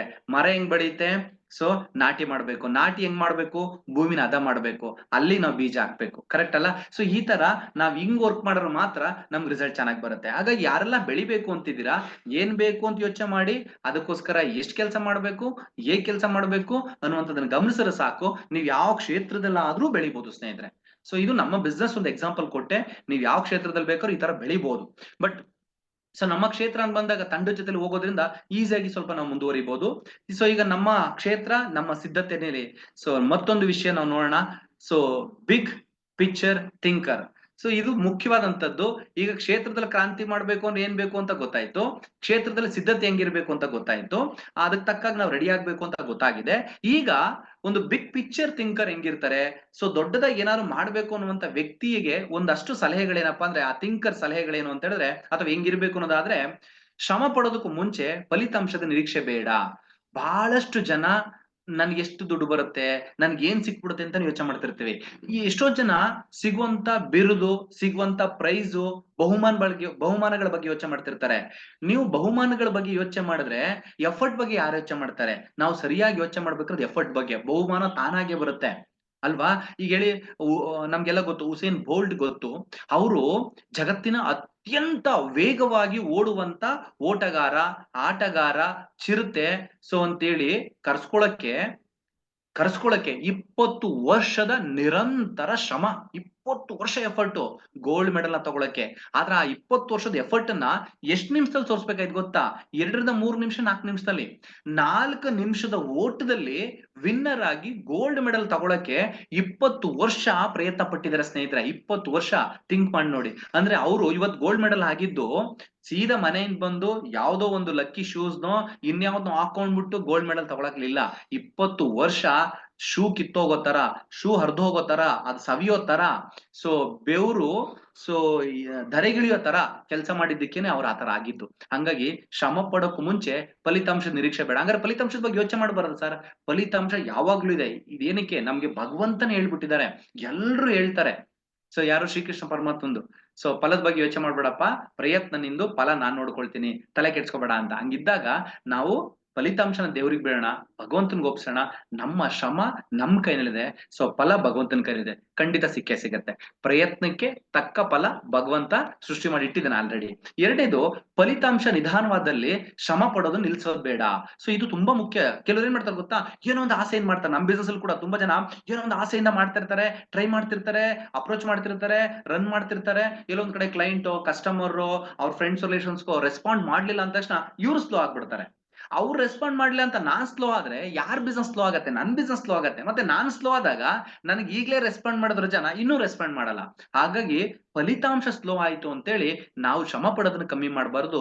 ಫಲಿತಾಂಶ ಸ್ಲೋ ಆದ್ರೆ ಇನ್ನೂ ಜಾಸ್ತಿ ಶ್ರಮ ಪಡಬೇಕು. ನಾನು ಯಾವಾಗ್ಲೂ ಹೇಳ್ತೀನಿ, ನಮ್ಗೆ ಯಾವ್ದೋ ಒಂದು ಸಬ್ಜೆಕ್ಟ್ ಅಲ್ಲಿ ಸ್ಕೋರ್ ಕಮ್ಮಿ ಬಂದಿದೆ ಅಂದ್ರೆ, ಬಂತು ಸ್ಕೋರ್ ಕಮ್ಮಿ ಆಯ್ತಲ್ಲಪ್ಪ ಅಂತ ಬೇಜಾರ್ ಮಾಡ್ಕೊಂಡು ಸುಮ್ನೆ ಆಗ್ಬಾರ್ದು. ಸ್ಕೋರ್ ಕಮ್ಮಿ ಆಗಿದೆ ಅಂದ್ಮೇಲೆ ಓದೋದ್ ಜಾಸ್ತಿ ಮಾಡ್ಕೋಬೇಕು, ಅದ್ರ ಬಗ್ಗೆ ಜಾಸ್ತಿ ಸ್ಟಡಿ ಮಾಡ್ಬೇಕು. ಆಗ ನೆಕ್ಸ್ಟ್ ಎಕ್ಸಾಮ್ ಅಲ್ಲಿ ನಾವು ಅದ್ರಲ್ಲಿ ಜಾಸ್ತಿ ಸ್ಕೋರ್ ಮಾಡಕ್ ಸಾಧ್ಯ ಆಗತ್ತೆ. ಸೇಮ್ ಅಷ್ಟೇ. ಸೊ ನಿಧಾನ ಮಾಡೋದ್ ಬೇಡ, ಶ್ರಮ ಕಂಟಿನ್ಯೂ ಮಾಡಿ. ಮತ್ತೆ ಶ್ರಮ ಮತ್ತೆ ಫಲಿತಾಂಶದ ಹೋರಾಟದ ಸಮಯದಲ್ಲಿ ಒಂದು ಶ್ರಮನು ಪಡ್ತಿರ್ತೀವಿ, ಫಲಿತಾಂಶಕ್ಕೋಸ್ಕರ ಪರಿತಪಿಸ್ತಿರ್ತೀವಿ. ಇಂಥ ಟೈಮ್ ನಲ್ಲಿ ಯಾರ್ ನೆಗೆಟಿವ್ ಪೀಪಲ್ಸ್ ಗಳಿದ್ದಾರೆ ಅವ್ರಿಂದ ದೂರ ಇರಿ. ತುಂಬಾ ಸಲ ಏನ್ ಮಾಡ್ತಿರ್ತೀವಿ ಗೊತ್ತಾ? ನಾವ್ ಎಫರ್ಟ್ ಹಾಕ್ತಿರ್ತೀವಿ, ಇನ್ನೂ ರಿಸಲ್ಟ್ ಬರಲ್ಲ, ಹೋರಾಟ ಮಾಡ್ತಿರ್ತೀವಿ. ಆ ಹೋರಾಟ ಮಾಡುವಂತ ಟೈಮ್ ನಲ್ಲಿ ನಾವು ನಮ್ಮ ನೆಗೆಟಿವ್ ಪೀಪಲ್ ಗಳ ಜೊತೆ ಇದ್ದುಬಿಟ್ರೆ ಏನಾಗತ್ತೆ ಗೊತ್ತಾ? ಸೊ ಮೊದಲೇ ಎಲ್ಲ ವಿಲ್ ಪವರ್ ನ ಬಳಸಿ ಟ್ರೈ ಮಾಡ್ತಿರ್ತೀವಿ. ಜನ ನೆಗೆಟಿವ್ ಮಾಡಿದಾಗ ನನಗೆ ಅವರ ನೆಗೆಟಿವ್ ಸಬ್ ಕಾನ್ಶಿಯಸ್ ಮೈಂಡ್ ಫೀಡ್ ಆಗತ್ತೆ, ನಾ ಇನ್ನೂ ಸ್ಲೋ ಆಗ್ತೀನಿ. ಅದಕ್ಕೋಸ್ಕರ ನೆಗೆಟಿವ್ ಮಾತಾಡೋದ್ರಿಂದ ನಾವು ದೂರ ಇರ್ಬೇಕು. ಸೊ ಕಿವಿ ಮುಚ್ಕೋಬೇಕು. ಸೊ ಅವ್ರ ಬಗ್ಗೆ ನಾವು ಅವ್ರ ಹತ್ರ ಪಕ್ಕಕ್ಕೂ ಸುಳಿಸ್ಕೋಬಾರದು. ಯಾಕೆಂತ ಹೇಳಿದ್ರೆ, ಒಂದ್ ಹಣ್ಣು ಕೆಟ್ಟೋಗಿದೆ ಅಂತ ಹೇಳಿದ್ರೆ ಆ ಹಣ್ಣನ್ನ ತೆಗೆದು ಬೇರೆ ಕಡೆಗೆ ಹಾಕ್ಬೇಕು. ಇಲ್ಲಾಂದ್ರೆ ಅದ್ರಲ್ಲಿ ಹುಳಗಳು ಪಕ್ಕದಲ್ಲಿರೋ ಹಣ್ಣಿಗೂ ಬರುತ್ತೆ. ಸೊ ಹಾಗಾಗಿ ಇದ್ರಲ್ಲಿ ಒಂದು ವಿಶೇಷವಾದ ಏನಪ್ಪಾ ಅಂತ ಹೇಳಿದ್ರೆ, ಕೃಷ್ಣ ಮತ್ತೆ ಕರ್ಣ ಅವ್ರಿಗೆ, ಕರ್ಣಂಗೂ ಕೃಷ್ಣಂಗೂ ಒಂದು ಮಾತುಕತೆಯಲ್ಲಿ ವಾದ ವಿವಾದಗಳಾಗ್ತಿತ್ತಂತೆ. ಆಗ ಕರ್ಣ ಹೇಳಿದ್ರಂತೆ, ಕೃಷ್ಣ ನಿಮ್ಗೆಲ್ಲ ಗೊತ್ತು, ನಾನ್ ಯಾರು, ನನ್ ಚರಿತ್ರೆ ಏನು ಅಂತ ಗೊತ್ತು. ಅವತ್ತು ನನ್ನನ್ನ ಹರಿಯೋ ನೀರಲ್ಲಿ ಬಿಟ್ಟಿರ್ಲಿಲ್ಲ ಅಂದಿದ್ರೆ, ಅಥವಾ ನಾನು ಇನ್ನೆಲ್ಲೋ ಬೆಳೆದಿರ್ಲಿಲ್ಲ ಅಂದಿದ್ರೆ, ಅಥವಾ ನಾನು ಎಲ್ಲಿ ಹುಟ್ಟಿದ್ನೋ ಅದೇ ಜಾಗದಲ್ಲಿ ಬೆಳೆದಿದ್ರೆ ಇವತ್ತು ನನ್ನ ಸ್ಥಾನಮಾನ ಹೆಂಗಿರ್ತಿತ್ತು ಅಂತ ನನ್ಗೆ ಗೊತ್ತು. ನನ್ನ ಹಂಗ ಆತರ ಬೇರೆ ಕಡೆಗೆ ಹೋಗ್ಬಿಟ್ಟೆ, ನಮ್ಮನ್ನ ಕುಂತಿ ಈ ತರ ಮಾಡಿದ್ರು, ಏನೇನೋ ಅದೆಲ್ಲ ಆ ಒಂದು ಬ್ಯಾಕ್ ಗ್ರೌಂಡ್ ಎಲ್ಲ ಹೇಳ್ಕೊಂಡು ಅವನು ನೋನ ತೋಡ್ಕೊಂತಾ ಇರ್ತಾರೆ. ಸೊ ಅವಾಗ ಶ್ರೀಕೃಷ್ಣ ಪರಮಾತ್ಮ ಅವ್ರು ಹೇಳ್ತಾರೆ, ಕರ್ಣ ನೀನ್ ನಿನ್ ನೋವು ಹೇಳ್ಕೊಂತಿದ್ಯಾ, ನೀನ್ ಅಟ್ಲೀಸ್ಟ್ ಹಂಗಾರು ಬೆಳೆದಿದ್ಯಾ. ಆದ್ರೆ ನಾನು ಹುಟ್ಟಿದಾಗ ನಾನು ಎಲ್ಲಿ ಹುಟ್ಟಿದೆ? ಗೊಲ್ರು ಮಲ್ಲಿ ಹುಟ್ಟಿದೆ. ನನ್ ಜರ್ನಿ ಹೆಂಗಿದೆ? ಎಲ್ಲೋ ಒಂದ್ ಕಡೆ ಬೆಣ್ಣೆ ತುಪ್ಪ ತಿನ್ಕಂಡೆ ಬದುಕಿದೀನಿ, ಹಸುಗಳ ಮಧ್ಯದಲ್ಲೇ ಬದುಕಿದೀನಿ. ಸೊ ನನಗೇನ್ ರಾಜ ವೈಭೋಗ ಇರ್ಲಿಲ್ಲ, ಕರೆಕ್ಟಾ? ಆದ್ರೆ ಇಬ್ರುದು ಬೆಳೆದ ರೀತಿ ಸ್ವಲ್ಪ ವಿಭಿನ್ನ, ಕಷ್ಟ ಆರಂಭ ಹೆಂಗೋ ಇತ್ತು. ಆದ್ರೆ ನೀನು ಜೀವನ ಹುಡಿಕೊಂಡು ಮುಂದೆ ಬರ್ತಾ ಬರ್ತಾ ಕರ್ಣ ನೀನೇನ್ ಮಾಡ್ದೆ ಅಂದ್ರೆ, ನಿನ್ನ ಆಯ್ಕೆ ದುರ್ಯೋಧನ ಆಗಿತ್ತು, ನನ್ನ ಆಯ್ಕೆ ಧರ್ಮರಾಯ ಆಗಿತ್ತು, ಪಾಂಡವರಾಗಿತ್ತು. ನಿನ್ನ ಆಯ್ಕೆ ಕೌರವರಾಗಿತ್ತು, ನನ್ನ ಆಯ್ಕೆ ಪಾಂಡವರಾಗಿತ್ತು. ಸೊ ನನ್ನ ಆಯ್ಕೆಯಲ್ಲಿ ಪಾಂಡವರು ಧರ್ಮದ ಪರ ಇದ್ರು, ನಾನು ಅಲ್ಲಿ ನಿಲ್ಬೇಕಾಗಿತ್ತು. ನಿನ್ನ ಆಯ್ಕೆನಲ್ಲಿ ಕೌರವರು ಬೇರೆ ತರ ಇದ್ರು. ನೀನ್ ಏನೇ ಆದ್ರೂ ಕೂಡ ನಿನ್ನ ಆಯ್ಕೆ ರಾಂಗ್ ಆಗಿತ್ತು. ಸೊ ನೀನ್ ಯಾರ ಸಹವಾಸ ಮಾಡ್ತೀಯಾ, ಆ ತರದೊಂದು ವಾತಾವರಣದಲ್ಲಿ ನೀನ್ ಬೆಳೆದಾಗ ಅದೆಲ್ಲವೂ ಕೂಡ ನಿನ್ಗೆ ಇಂಪ್ಯಾಕ್ಟ್ ಆಗತ್ತೆ. ಸೊ ಇಷ್ಟೇ, ನಾವಿಬ್ರು ಒಂದೇ ರೀತಿಯಲ್ಲಿ ಬೆಳೆದ್ ಮುಂದಕ್ಕೆ ಬಂದ್ವಿ. ಆದ್ರೆ ನಿನ್ನ ಆಯ್ಕೆ ಕೌರವರಾಗಿದ್ದಕ್ಕೆ ನಿನ್ಗೆ ಬೇರೆ ಫಲ, ನನ್ನ ಆಯ್ಕೆ ಪಾಂಡವರಾಗಿದ್ದಕ್ಕೆ ನನಗೆ ಬೇರೆ ಫಲ. ಸೊ ಇದನ್ನ ಹೇಳ್ತಾರೆ. ಅಂದ್ರೆ ಅದೇ ತರ ಸ್ನೇಹಿತರೆ, ನಾವು ಯಾವ ತರ ವ್ಯಕ್ತಿಗಳ ಜೊತೆನಲ್ಲಿ ಇರ್ತೀವಿ, ಅವ್ರು ನಮ್ಗೆ ಎಷ್ಟೇ ಖುಷಿ ಕೊಡ್ಲಿ, ಎಷ್ಟೇ ಮಜಾ ಕೊಡ್ಲಿ, ನನ್ ಭವಿಷ್ಯಕ್ಕೆ ತೊಂದರೆ ಕೊಡ್ತಾರೆ, ನನ್ ಭವಿಷ್ಯಕ್ಕೆ ಅವರಿಂದ ಏನು ಪ್ರಯೋಜನ ಆಗ್ತಿಲ್ಲ ಅಂದಾಗ ದೂರ ಇರೋದು ಒಳ್ಳೇದು. ಕೆಲವ್ರು ಹೇಳ್ಬೋದು ಏನೋ ಚೇಂಜ್ ಆಗ್ಬಿಟ್ಟಿದ್ದಾನೆ, ಏನೋ ಹಂಗಪ್ಪ ಬಿಸಿ ಆಗ್ಬಿಟ್ಟಿದ್ದಾನೆ, ಈಗ ಏನೋ ಬಿಸಿ ತೋರಿಸ್ತೇನೋ, ಉದ್ದಾರ ಆಗ್ಬಿಡ್ತೀನೋ, ಏನೋ ಸಾಧಿಸ್ಬಿಡ್ತೀನೋ ನೀನು ಅಂತೆಲ್ಲ ರೇಗಿಸ್ಬೋದು. ಇಟ್ಸ್ ಓಕೆ, ಇಟ್ಸ್ ಓಕೆ ಸ್ನೇಹಿತರೆ. ಸೊ ಹಾಗಾಗಿ ಅದನ್ನ ಸೈಡಿಗೆ ಬರೋದು, ನೆಗೆಟಿವ್ ಪೀಪಲ್ ಗಳಿಂದ ದೂರ ಇರೋದು ಬಹಳ ಒಳ್ಳೆಯ ಲಕ್ಷಣ, ಬುದ್ಧಿವಂತರ ಲಕ್ಷಣ. ಸೊ ನಾವಿಲ್ಲ ಸರ್ ಗೆಲ್ಬೇಕು ಅಂತಿದ್ದೀನಿ, ಆದ್ರೆ ಯಾರು ನೆಗೆಟಿವ್ ಇರ್ತಾರೋ ಅವ್ರ ಜೊತೆಲಿದ್ದೇ ಗೆಲ್ತೀನಿ ಅಂತ ಹೇಳಿದ್ರೆ ಕಷ್ಟ ಆಗುತ್ತೆ ಸ್ನೇಹಿತರೆ. ಯಾಕಂದ್ರೆ ನೀವು ಯೋಚನೆ ಮಾಡಿ, ನೀವು ಮುಂದಕ್ಕೆ ನುಗ್ತಿರೋ ಟೈಮ್ ನಲ್ಲಿ, ಕಷ್ಟಪಟ್ಟು ನುಗ್ತಿರೋ ಟೈಮ್ ಅಲ್ಲಿ ಯಾರೋ 4 ಜನ ಕೈ ಕಾಲೆಲ್ಲ ಹಿಡಿದು ಹಿಂದಕ್ಕೆ ಹೇಳಿದ್ರೆ ಏನ್ ಮಾಡ್ತೀರಾ? ಹೋಗಕ್ ಆಗತ್ತಾ? ಕಷ್ಟ ಆಗತ್ತಲ್ವಾ? ಸೊ ಹಂಗಾಗಿ ಆ ತರ ನಾವು ದೂರ ಇರ್ಬೇಕು. ಸಿಂಪಲ್ ನೋಡಿ, ನೆಗೆಟಿವ್ ವ್ಯಕ್ತಿಗಳಿಂದ ಯಾರು ದಾರಿ ತಪ್ಪಿಸ್ತಾರೆ ಅವ್ರಿಂದ ದೂರ ಇರ್ಬೇಕು ಅನ್ನುವಂಥದ್ದು. ಯಾಕಂದ್ರೆ ಬಲಿಷ್ಠವಾದಂತ ಗೊತ್ತು ನಮ್ಗೆಲ್ಲ, ಕೋಣ, ಬಲಿಷ್ಠವಂತ ಹೋರಿ ಎಲ್ಲ ಇದಾವೆ. ಒಂದು ಹೋರಿ ನಿರ್ಧಾರ ತಗೊಂಡ್ರೆ, ಸೊ ಮದ ತಲೆಗೆ ಏರಿದ್ರೆ ಎಷ್ಟು ಜನಗಳನ್ನ ಅದು ಕೊಮ್ನಲ್ಲಿ ಚುಚ್ಚಿ ಸಾಯಿಸ್ಬೋದು. ಅಷ್ಟು ಮದ ಇರುವಂತ ಕೋಣಗಳು, ಹೋರಿಗಳನ್ನೆಲ್ಲ ನೋಡಿದೀವಿ. ಆದ್ರೆ ಕೇವಲ ಒಂದು ಮೂಗುದಾರ, ಅಷ್ಟು ಸಾಮರ್ಥ್ಯ ಶಕ್ತಿ ಇರುವಂತ ಹೋರಿನ ಒಂದು ಮೂಗುದಾರ ಕಟ್ಟಿ ನಿಲ್ಸ್ಬಿಡುತ್ತೆ. ಒಂದು ಮೂಗುದಾರ, ಕರೆಕ್ಟಾ? ಆ ಮೂಗ್ದಾರ ಇಲ್ಲ ಅಂದ್ರೆ ಹೆಂಗಿರುತ್ತೆ? ಹಾಗಾಗಿ ಆ ಸಣ್ಣ ಮೂಗ್ದಾರ ಇದೆಯಲ್ಲ, ಆ ಹೋರಿಯ ಸಾಮರ್ಥ್ಯನ ಹೆಂಗೆ ತಡೆದ್ ನಿಲ್ಸುತ್ತೋ ಹಾಗೆ ನಮ್ ಸುತ್ತಮುತ್ತ ನೆಗೆಟಿವ್ ಮಾಡೋರು, ಹಾಡ್ಕೊಳ್ಳೋರು, ರೇಗಿಸೋರು ಜೊತೆಗೆ ಇಟ್ಕೊಂಡ್ರೆ ನಾವು ನಮ್ಮ ಮೂಗ್ದಾರನ ಅವ್ರ ಕೈಲಿ ಕೊಟ್ಟಂಗೆ. ಸೊ ಎಲ್ಲೋ ಒಂದ್ ಕಡೆ ನಾವು ಅಲ್ಲೇ ನಿಂತು ಬಿಡ್ತೀವಿ. ಸೊ ಅವ್ರನ್ನ ನಾವು ಬ್ಲೇಮ್ ಮಾಡೋದು ಬೇಡ. ಸೊ ಅವ್ರನ್ನ ನಿಷ್ಠೂರ ಮಾಡ್ಕೊಳ್ಳೋದು ಬೇಡ. ಆದ್ರೆ ನಾನು ಅವರಿಂದ ದೂರ ಇರೋಣ, ಅದು ಬಹಳ ಒಳ್ಳೆಯ ಲಕ್ಷಣ. ಸೊ ಹಾಗಾಗಿ ಇದು ಬಹಳ ಮುಖ್ಯ. ಹೋರಾಟ ಟೈಮ್ ನಲ್ಲಿ ತುಂಬಾ ಮುಖ್ಯ. ಗೆದ್ದ ಮೇಲೆ ಅವರು ಇರ್ತಾರ ಜೊತೆ, ನೀವು ಅವ್ರ ಜೊತೆ ಇರಿ, ಗೆದ್ದಾಗ ಹತ್ರ ಇರಿ. ಆದ್ರೆ ಬೇಕಾದಂತ ಪ್ರಯತ್ನದಲ್ಲಿ ದೂರ ಇದ್ದು ನೀವು ಅನ್ಕೊಂಡಿದ್ದನ್ನ ಸಾಧಿಸಿ. ನೆಕ್ಸ್ಟ್, ಫಲಿತಾಂಶದ ಕೊರತೆ ಇದೆ ಎಂದಾದರೆ ಅದರ ಅರ್ಥ ಶ್ರಮದಲ್ಲಿ ಕೊರತೆ ಇದೆ ಅಂತ. ನಿಮಗೆ ರಿಸಲ್ಟ್ ಸ್ಕೋರ್ ಕಮ್ಮಿ ಬಂದಿದೆ ಅಂದ್ರೆ ಎಕ್ಸಾಮ್ ಬರ್ದಿದೆ ಸರಿ ಇಲ್ಲ ಅಂತಲ್ವಾ, ಅಥವಾ ಎಕ್ಸಾಮ್ ಅಲ್ಲಿ ನಾನು ಸರಿಯಾಗಿ ಮಾಡ್ಲಿಲ್ಲ ಅಂತಲ್ವಾ ಅರ್ಥ? ಯೋಚನೆ ಮಾಡಿ ನೋಡಿ, ನಮ್ ಮನೆ ಮರ ಸರಿಯಾಗಿ ಹಣ್ಬಿಟ್ಟಿಲ್ಲ ಅಂತ ಹೇಳಿದ್ರೆ ಸೊ ಪೋಷಣೆ ತಪ್ಪಾಗಿದೆ ಅಂತಲ್ವಾ? ಹಾಗೆ ನನಗೆ ಫಲಿತಾಂಶದ ಕೊರತೆ ಇದೆ ಅಂದ್ರೆ ನನ್ನ ಶ್ರಮದಲ್ಲಿ ಕೊರತೆ ಇದೆ ಅಂತಲ್ವಾ? ಅಥವಾ ನನಗೆ ಏನ್ ಗೊತ್ತು ಅದೇ ಮಾಡ್ಕೊಂಡಿರೋ ಬದಲು ಶ್ರಮದಲ್ಲಿ ವ್ಯತ್ಯಾಸಗಳು ಮಾಡ್ಬೋದಾ, ಬದಲಾವಣೆಗಳು ತರ್ಬೋದಾ, ಅಪ್ಡೇಟ್ ಆಗ್ಬೋದಾ ಅಂತ ನೋಡ್ಕೊಳ್ಳಿ. ಹಾಗಾಗಿ ನಿಮಗೆ ಬೇಕಿದ್ದು ಫಲ ಸಿಗ್ತಿಲ್ಲ ಅಂದ್ರೆ ಶ್ರಮದಲ್ಲಿ ಏನೋ ತೊಂದರೆ ಇದೆ ಅನ್ನೋದನ್ನ ಬೇಗ ನೋಡ್ಕೋಬೇಕಾಗತ್ತೆ, ಅರಿವು ತಗೋಬೇಕಾಗತ್ತೆ. ನಂತರ ಆ ಒಂದು ಬಿಗ್ ಥಿಂಕರ್, ಬಿಗ್ ಪಿಕ್ಚರ್ ಅಲ್ಲಿ ನಾವು ಇನ್ನೊಂದು ನೋಡ್ಬೇಕಾದ್ರೆ ಶ್ರಮ ನಿರಂತರವಾಗಿರ್ಲಿ, ಆದ್ರೆ ಕೌಶಲ್ಯದಿಂದ ಕೂಡಿರ್ಲಿ. ಇದು ಬಹಳ ಮುಖ್ಯವಾದಂತ ವಿಚಾರ ಸ್ನೇಹಿತರೆ. ಕೆಲವರು ಕಂಟಿನ್ಯೂ ಕಷ್ಟ ಪಡ್ತಾನೆ ಇರ್ತೀವಿ, ಆದ್ರೆ ಕೌಶಲ್ಯ ಇಲ್ಲದೆ ನಾನು ಮಾಡಿದ್ದನ್ನೇ ಮಾಡ್ಕೊಂಡಿದ್ರೆ ಬೆಳೆಯಲ್ಲ ಸ್ನೇಹಿತರೆ. ಕೌಶಲ್ಯ ಅನ್ನೋದು ಬಹಳ ಮುಖ್ಯ. ಸ್ಕಿಲ್ ನ ಬಿಲ್ಡ್ ಮಾಡ್ಕೊಳ್ತಾ ಹೋಗ್ಬೇಕು, ಸ್ಕಿಲ್ ಅಲ್ಲಿ ಅಪ್ಗ್ರೇಡ್ ಆಗ್ತಾ ಹೋಗ್ಬೇಕು, ಅವಾಗ ನಾನು ಬೆಳೆಯಕ್ ಸಾಧ್ಯ ಆಗತ್ತೆ. ಸೊ ಹಾಗಾಗಿ ನಿರಂತರವಾಗಿರ್ಲಿ, ಬಟ್ ಕೌಶಲ್ಯ ಇರ್ಲಿ. ಮತ್ತೆ ಬೆಳೆಯುವ ರಭಸದಲ್ಲಿ ದಿಕ್ಕು ತಪ್ಪದಿರಿ, ವೇಗಕ್ಕಿಂತ ದಿಕ್ಕು ಮತ್ತೆ ದಾರಿ ಬಹಳ ಮುಖ್ಯ. ಇದು ತುಂಬಾ ಇಂಪಾರ್ಟೆಂಟ್ ಸ್ನೇಹಿತರೆ. ತುಂಬಾ ಜನ ಬೆಳಿಬೇಕು ಅನ್ನೋ ಆಸೆನಲ್ಲಿ ಹೆಂಗ್ ಹೋಗ್ಬಿಡ್ತಾರೆ. ಈಗ ನಾವೆಲ್ಲ ನೋಡಿದೀವಿ ಬಹಳಷ್ಟು ಜನ. ಈಗ ನಮ್ಮಲ್ಲಿ ಇತ್ತೀಚೆಗೆ ಕೆಲವೊಂದು ಸಣ್ಣ ಪುಟ್ಟ ವಿಷಯಗಳೆಲ್ಲ ಕೇಳಿ ಬರ್ತಿದ್ವಿ. ಏನಂತ ಹೇಳಿದ್ರೆ ಬೆಳಿಬೇಕು ಮಾಡ್ಬೇಕು ಅಂತೇಳಿ ಯಾವ್ಯಾವ್ದೋ ತಪ್ಪು ದಾರಿಗಳ, ತಪ್ಪು ಕ್ಷೇತ್ರಗಳನ್ನ ತಗೊಂಡ್ಬಿಡ್ತಿದ್ದಾರೆ. ಬಿಡಿ ಸರ್ ದುಡ್ಡು ಮಾಡ್ಬೇಕು, ಬಿಡಿ ಸರ್ ಡೆವಲಪ್ಮೆಂಟ್ ಆಗ್ಬೇಕು, ಅಯ್ಯೋ ಮುಂದಿನ ನಾಳೆ ನೋಡೋಣ, ಭವಿಷ್ಯ ಕಟ್ಕೊಂಡೇನಾಗ್ಬೇಕು, ಈಗ ಸದ್ಯಕ್ಕೆ ದುಡ್ಡು ಬಂದ್ರೆ ಸಾಕು, ನಾಳೆ ಯಾರು ಬದುಕಿರ್ತಾರೋ ಇಲ್ವೋ ಗೊತ್ತಿಲ್ಲ, ನಾವೇ ಬದುಕಿರ್ತೀವಿ ನಾಳೆ ಎನ್ನುವಂಥದ್ದೆಲ್ಲ. ಸೊ ನಾನು ಹೋದ್ರೂ ಕೂಡ ನಾನು ಬದುಕಿದ ರೀತಿ ಇನ್ನೊಬ್ರು ಬೇರೆ ತರ ತಗೊಂಡೋಗ್ಬಿಡುತ್ತೆ. ಸೊ ಅದಕ್ಕೋಸ್ಕರ ಬೆಳಿಬೇಕು ಅನ್ನೋ ರಭಸದಲ್ಲಿ ದಿಕ್ಕು ತಪ್ಪಬೇಡಿ. ಸೊ ವೇಗಕ್ಕಿಂತ ದಿಕ್ಕು ಮತ್ತೆ ದಾರಿ ಬಹಳ ಮುಖ್ಯ. ನೀವು ನಡೆಯೋ ದಾರಿ ಸುಭದ್ರವಾಗಿದ್ರೆ ಇವತ್ತೆಲ್ಲ ನಾಳೆ ನಡ್ಕೊಂಡು ಗುರಿ ಮುಟ್ಬೋದು. ದಾರಿನೇ ಸರಿ ಇಲ್ಲ ಅಂದ್ರೆ ಗುರಿಯಲ್ಲಿ ಮುಟ್ಟಕ್ಕಾಗತ್ತೆ. ಯೋಚನೆ ಮಾಡಿ. ಆಮೇಲೆ ವೇಗ ಕಮ್ಮಿ ಇದ್ರೂ ಪರವಾಗಿಲ್ಲ, ಹೋಗ್ತಿರೋ ಡೈರೆಕ್ಷನ್ ಸರಿ ಇರ್ಬೇಕು. ಸೊ ಇದಕ್ಕೊಂದು ಬಹಳ ಇಂಪಾರ್ಟೆಂಟ್ ಅಂತ ಒಂದು ಸಣ್ಣ ಕಥೆ ಇದೆ ಸ್ನೇಹಿತರೆ. ಒಂದು ದೊಡ್ಡ ಸಮುದ್ರದ ಪಕ್ಕ ಕಾರ್ನಲ್ಲಿ ಒಂದು ಹಡಗು ನಿಂತಿರುತ್ತೆ. ಈ ಒಂದು ಹಡಗತ್ರ ಈಗ ತಾನೇ ಸ್ವಲ್ಪ ಹಾರೋದನ್ನ ಸ್ವಲ್ಪ ಕಲ್ತ್ಕೊಂಡಂತ ಒಂದು ಸಣ್ಣ ಪಕ್ಷಿ ಸ್ವಲ್ಪ ಕಲ್ತ್ಕೊಂಡು ಊಟ ಎಲ್ಲ ಹುಡಿಕೊಂಡು ಬರ್ತಿರುತ್ತೆ. ಆ ಪಕ್ಷಿ ಬಂದು ಹಡಗತ್ರ ಬಂದಾಗ ಹಡಗ ಸ್ವಲ್ಪ ಊಟ ಎಲ್ಲ ಸಿಗುತ್ತೆ. ಎಲ್ಲೋ ಒಂದ್ ಕಡೆ ಹಡಗು ಅದಕ್ಕೆ ತಂಪು ಅನ್ಸುತ್ತೆ, ಆರಾಮಾಗಿ ಮಲಗ್ಬಿಡುತ್ತೆ. ತಿಂದ್ಬಿಟ್ಟು ಚೆನ್ನಾಗೆ ಹೊಟ್ಟೆ ತುಂಬಿಡುತ್ತೆ, ಹಡಗೊಳಗಡೆ ಮಲ್ಕೊಂಡ್ಬಿಡುತ್ತೆ ಅದು ಪಕ್ಷಿ. ಸೊ ಇದಾದ್ಮೇಲೆ ಹಡಗು ಅದ್ರ ಪಾಡ್ಗೆ ಅದು ಸುಮಾರು ದೂರ ತಗೊಂಡ್ ಹೋಗ್ಬಿಡ್ತಾರೆ ಹಡಗನ್ನ. ಅವ್ರು ಓಡಿಸ್ಕೊಂಡು ಹೋಗ್ತಾರೆ. ಸಮುದ್ರದ ಮಧ್ಯಕ್ಕೆ ಹೋಗಿದೆ ಹಡಗು. ಆ ಟೈಮ್ನಲ್ಲಿ ಈ ಪಕ್ಷಿಗೆ ಎಚ್ಚರ ಆಗ್ಬಿಡುತ್ತೆ. ಪಕ್ಷಿಗೆ ಎಚ್ಚರ ಆಗಿ ನೋಡುತ್ತೆ, ಎಲ್ಲಿದ್ದೀನಿ ಅಂತಾನೆ ಗೊತ್ತಾಗ್ತಾ ಇಲ್ಲ. ಅಯ್ಯೋ ನಾನು ಯಾವ ಕಡೆಗೆ ಬಂದಿದ್ದೀನಿ, ನಾನು ರೈಟ್ ಹೋಗ್ಬೇಕಾ, ಲೆಫ್ಟ್ ಹೋಗ್ಬೇಕಾ, ಇಲ್ಲ ಈ ಸೈಡ್ ಹೋಗ್ಬೇಕಾ ಗೊತ್ತಿಲ್ಲ ಪಕ್ಷಿಗೆ. ಸೊ ಏನ್ ಮಾಡುತ್ತೆ ಪಕ್ಷಿ, ಒಂದ್ ಕಡೆ ತೋಚಿದ ಕಡೆ ಹಾರುತ್ತೆ, ಹೋಗುತ್ತೆ, ಸುಮಾರು ದೂರ ಹೋಗುತ್ತೆ, ಕಾಣಿಸೋದೇ ಇಲ್ಲ, ಬರೀ ಸಮುದ್ರನೇ ಕಾಣಿಸ್ತಿರುತ್ತೆ. ಹಂಗಾರೆ ದಾರಿ ತಪ್ಪಾಗಿದೆ ಅಂದ್ಬಿಟ್ಟು ವಾಪಸ್ ಬರುತ್ತೆ. ಮತ್ತೆ ಅದಕ್ಕೆ ವಿರುದ್ಧ ದಿಕ್ಕಿನಲ್ಲಿ ಮತ್ತೆ ಹೋಗುತ್ತೆ, ಸುಮಾರು ದೂರ ಹೋಗುತ್ತೆ, ಅಲ್ಲೂ ಏನು ಕಾಣಿಸಲ್ಲ, ಬರೀ ಸಮುದ್ರ ಅನ್ಕೊಂಡು ವಾಪಸ್ ಬರುತ್ತೆ. ಮತ್ತೆ ಲೆಫ್ಟ್ ದಿಕ್ಕಲ್ಲಿ ಹೋಗುತ್ತೆ, ಸೇಮ್ ಮತ್ತೆ ರೈಟ್ ದಿಕ್ಕಲ್ಲಿ ಹೋಗುತ್ತೆ ಸೇಮ್. ಸೊ ಏನಾಯ್ತು ಆ ಪಕ್ಷಿಗೆ ಅಂದ್ರೆ, ಹಂಗಾರೆ ಏನ್ ಸರ್ ಎಲ್ಲೂ ದಾರಿ ಸಿಕ್ಲಿಲ್ವ ಅನ್ಬೋದು. ಆದ್ರೆ ಅದು ಹಡಗು ಆಲ್ರೆಡಿ ಮಧ್ಯಕ್ಕೆ ಬಂದಿದ್ರಿಂದ ಅದು ಸುಮಾರು ದೂರ ಹಾರದ್ಮೇಲೆ ಸುಸ್ತಾದ ತಕ್ಷಣ ವಾಪಸ್ ಬರ್ತಾ ಇತ್ತು. ಸುಸ್ತಾದ ತಕ್ಷಣ ವಾಪಸ್ ಬರ್ತಾ ಇತ್ತು. ಕೊನೆಗೆ ಏನಾಯ್ತು, ಆ 4ನೇ ದಿಕ್ಕಲ್ಲಿ ಸ್ವಲ್ಪ ದೂರ ಹೋಗಿ ಸುಸ್ತಾಗಿ ಸಮುದ್ರದಲ್ಲಿ ಬಿದ್ದು ಸತ್ತೋಗ್ಬಿಡ್ತು. ಆಯ್ತು, ಮೀನ್ಗಳಿಗೆ ಪಾಲಾಯ್ತದು. ಸೊ ಇದರಿಂದ ಏನ್ ಕಲಿಬಹುದು ನಾವು ಅಂತ ಹೇಳಿದ್ರೆ, ಆ ಪಕ್ಷಿ 4 ದಿಕ್ಕಲ್ಲಿ ಹೋಯ್ತಲ್ವಾ, ಆ 4 ದಿಕ್ಕಿಗೂ ಹೋಗೋ ಬದಲು 4 ದಿಕ್ಕಿಗೆ ಹಾಕಿದ ಎಫರ್ಟ್ ಅನ್ನೇ ಒಂದೇ ದಿಕ್ಕಿನಲ್ಲಿ ಮುಂದುವರೆದಿದ್ರೆ ಸಿಕ್ಕಿರೋದು. ಸೊ ಅದಕ್ಕೆ ಸುಮ್ನೆ ತೋಚಿದ ಕಡೆ ನುಗ್ಗ್ಬಿಡೋದಲ್ಲ, ಸ್ವಲ್ಪ ಸಮಾಧಾನವಾಗಿ ವೇಗಕ್ಕಿಂತ ದಿಕ್ಕು ದಾರಿ ಬಹಳ ಮುಖ್ಯ. ಅದಕ್ಕೋಸ್ಕರ ಯಾರೋ ಸಡನ್ ನಮ್ಗೆ ದುಡ್ಡು ಮಾಡೋದ್ ತೋರಿಸ್ತಾರೆ, ಯಾರೋ ನಿಮ್ಗೆ ಸಡನ್ ಆಗಿ ನಾನ್ ಮಾಡ್ತೀನಿ ಬರಪ್ಪ ಅಂತ ಕರೆದ ತಕ್ಷಣ ಅಲ್ಲ, ಆ ದಾರಿ ಎಷ್ಟು ಒಳ್ಳೇದು, ಆ ದಾರಿಲಿ ನಾನು ನಾಳೆ ನಿಲ್ಬೋದಾ. ದುಡ್ಡು ಮಾಡಿ ವಾಪಸ್ ಬರೋದಲ್ಲ, ಮಾಡ್ಕೊಂಡೆ ನಿಲ್ಲುವಂತದ್ದು. ಗೆಲುವು ಸಾಧನೆ ಎನ್ನುವಂಥದ್ದು ಒನ್ ಟೈಮ್ ಪಡ್ಕೊಂಡು ಬರುವಂತದ್ದು ಏನೋ ಒಂದು ಸಣ್ಣ ಮೆಡಲ್ ಸರ್ಟಿಫಿಕೇಟ್ ಅಲ್ಲ, ಜೀವನ ಜೊತೆಗೆ ಬರುವಂತದ್ದು ಅಲ್ವಾ. ಹಾಗಾಗಿ ಜೀವನದುದ್ದಕ್ಕೂ ನನ್ನ ಜೊತೆಗೆ ನಿಲ್ಲುವಂತ ಕ್ಷೇತ್ರದಲ್ಲಿ ನಾನು ಒಟ್ಟು ಮಾಡ್ಬೇಕಾಗತ್ತೆ. ಇದು ನನ್ನ ಆಲೋಚನೆ ಆಗಿರ್ಬೇಕಾಗತ್ತೆ. ಅದಾದ್ಮೇಲೆ ಅವಮಾನಗಳು, ಅನುಮಾನಗಳು ಮತ್ತೆ ಪ್ರಶ್ನೆಗಳ ಸುರಿಮಳೆಗೆ ಅಂಜದಿರಿ. ಇದು ಬಹಳ ಮುಖ್ಯ ಸ್ನೇಹಿತರೆ. ಯಾರೋ ಯಾವ್ದೋ ವಿಷಯಕ್ಕೆ ಅನುಮಾನಿಸ್ತಾರೆ, ಯಾರೋ ಯಾವ್ದೋ ವಿಷಯಕ್ಕೆ ಅನುಮಾನಿಸ್ತಾರೆ, ಮತ್ತೇನೋ ಪ್ರಶ್ನೆಗಳು ಕೇಳ್ತಾರೆ, ತರಲೆ ತರ ಪ್ರಶ್ನೆಗಳು ಕೇಳ್ಬೋದು, ಏನೋ ಪ್ರಶ್ನೆ ಕೇಳ್ಬೋದು, ರೇಗಿಸ್ಬೋದು, ನಿಮ್ಮನ್ನ ಕಿಂಡಲ್ ಮಾಡ್ಬೋದು, ರ್ಯಾಗ್ ಮಾಡ್ಬೋದು, ಏನೋ ಮಾಡ್ಬೋದು, ಪರವಾಗಿಲ್ಲ. ಆದ್ರೆ ಅವ್ರು ಮಾಡ್ತಿರುವಂತ ಅವಮಾನ, ಅನುಮಾನ, ಪ್ರಶ್ನೆಗಳು ಅಥವಾ ಏನೋ ಒಂದು ಕ್ವಶನ್ಸ್ ಮಾಡ್ತಿದ್ದಾರೆ ಅಂತಂದಾಗ, ಆ ಕ್ವಶನ್ಸ್ ಮಾಡೋ ಹಂತದಲ್ಲಿ ಅವ್ರು ಮಾಡ್ತಿದ್ರೆ ಅಂದ್ರೆ ಅದಕ್ಕೆ ತಕ್ಕಾಗಿ ನಾನೇನೋ ಇದೀನ ಇಲ್ಲ ಬದಲಾಯಿಸ್ಕೋಬೋದಾ ಅಂತ ನೋಡಿ. ಕ್ವಶನ್ಸ್ ಮಾಡಿದವ್ರೆಲ್ಲ ಕೆಟ್ಟವರಲ್ಲ, ನಮ್ಮನ್ನ ಅವಮಾನಿಸಿದವರೆಲ್ಲ ಕೆಟ್ಟವರಲ್ಲ, ನಮ್ಮನ್ನ ಅನುಮಾನಿಸಿದವರೆಲ್ಲ ಕೆಟ್ಟವರಲ್ಲ. ಅವ್ರು ಅನುಮಾನಿಸ್ತಿದ್ದಾರೆ ಅಂದ್ರೆ ನನ್ನಲ್ಲೇನೋ ಬದಲಾವಣೆ ಆಗ್ಬೇಕಾ, ಅವ್ರು ಅವಮಾನಿಸ್ತಿದ್ರೆ ನನ್ನೆಲ್ಲೋ ಬದಲಾವಣೆ ಆಗ್ಬೇಕಾ, ಅವ್ರು ಪ್ರಶ್ನೆ ಕೇಳ್ತಿದ್ದಾರೆ ಅಂದ್ರೆ ಅವ್ರಿಗೆ ತೃಪ್ತಿ ಆಗೋ ತರ ಆನ್ಸರ್ ಕೊಡ್ಬೋದನ್ನ ಅನ್ನೋದು ಗಮನಿಸಿ.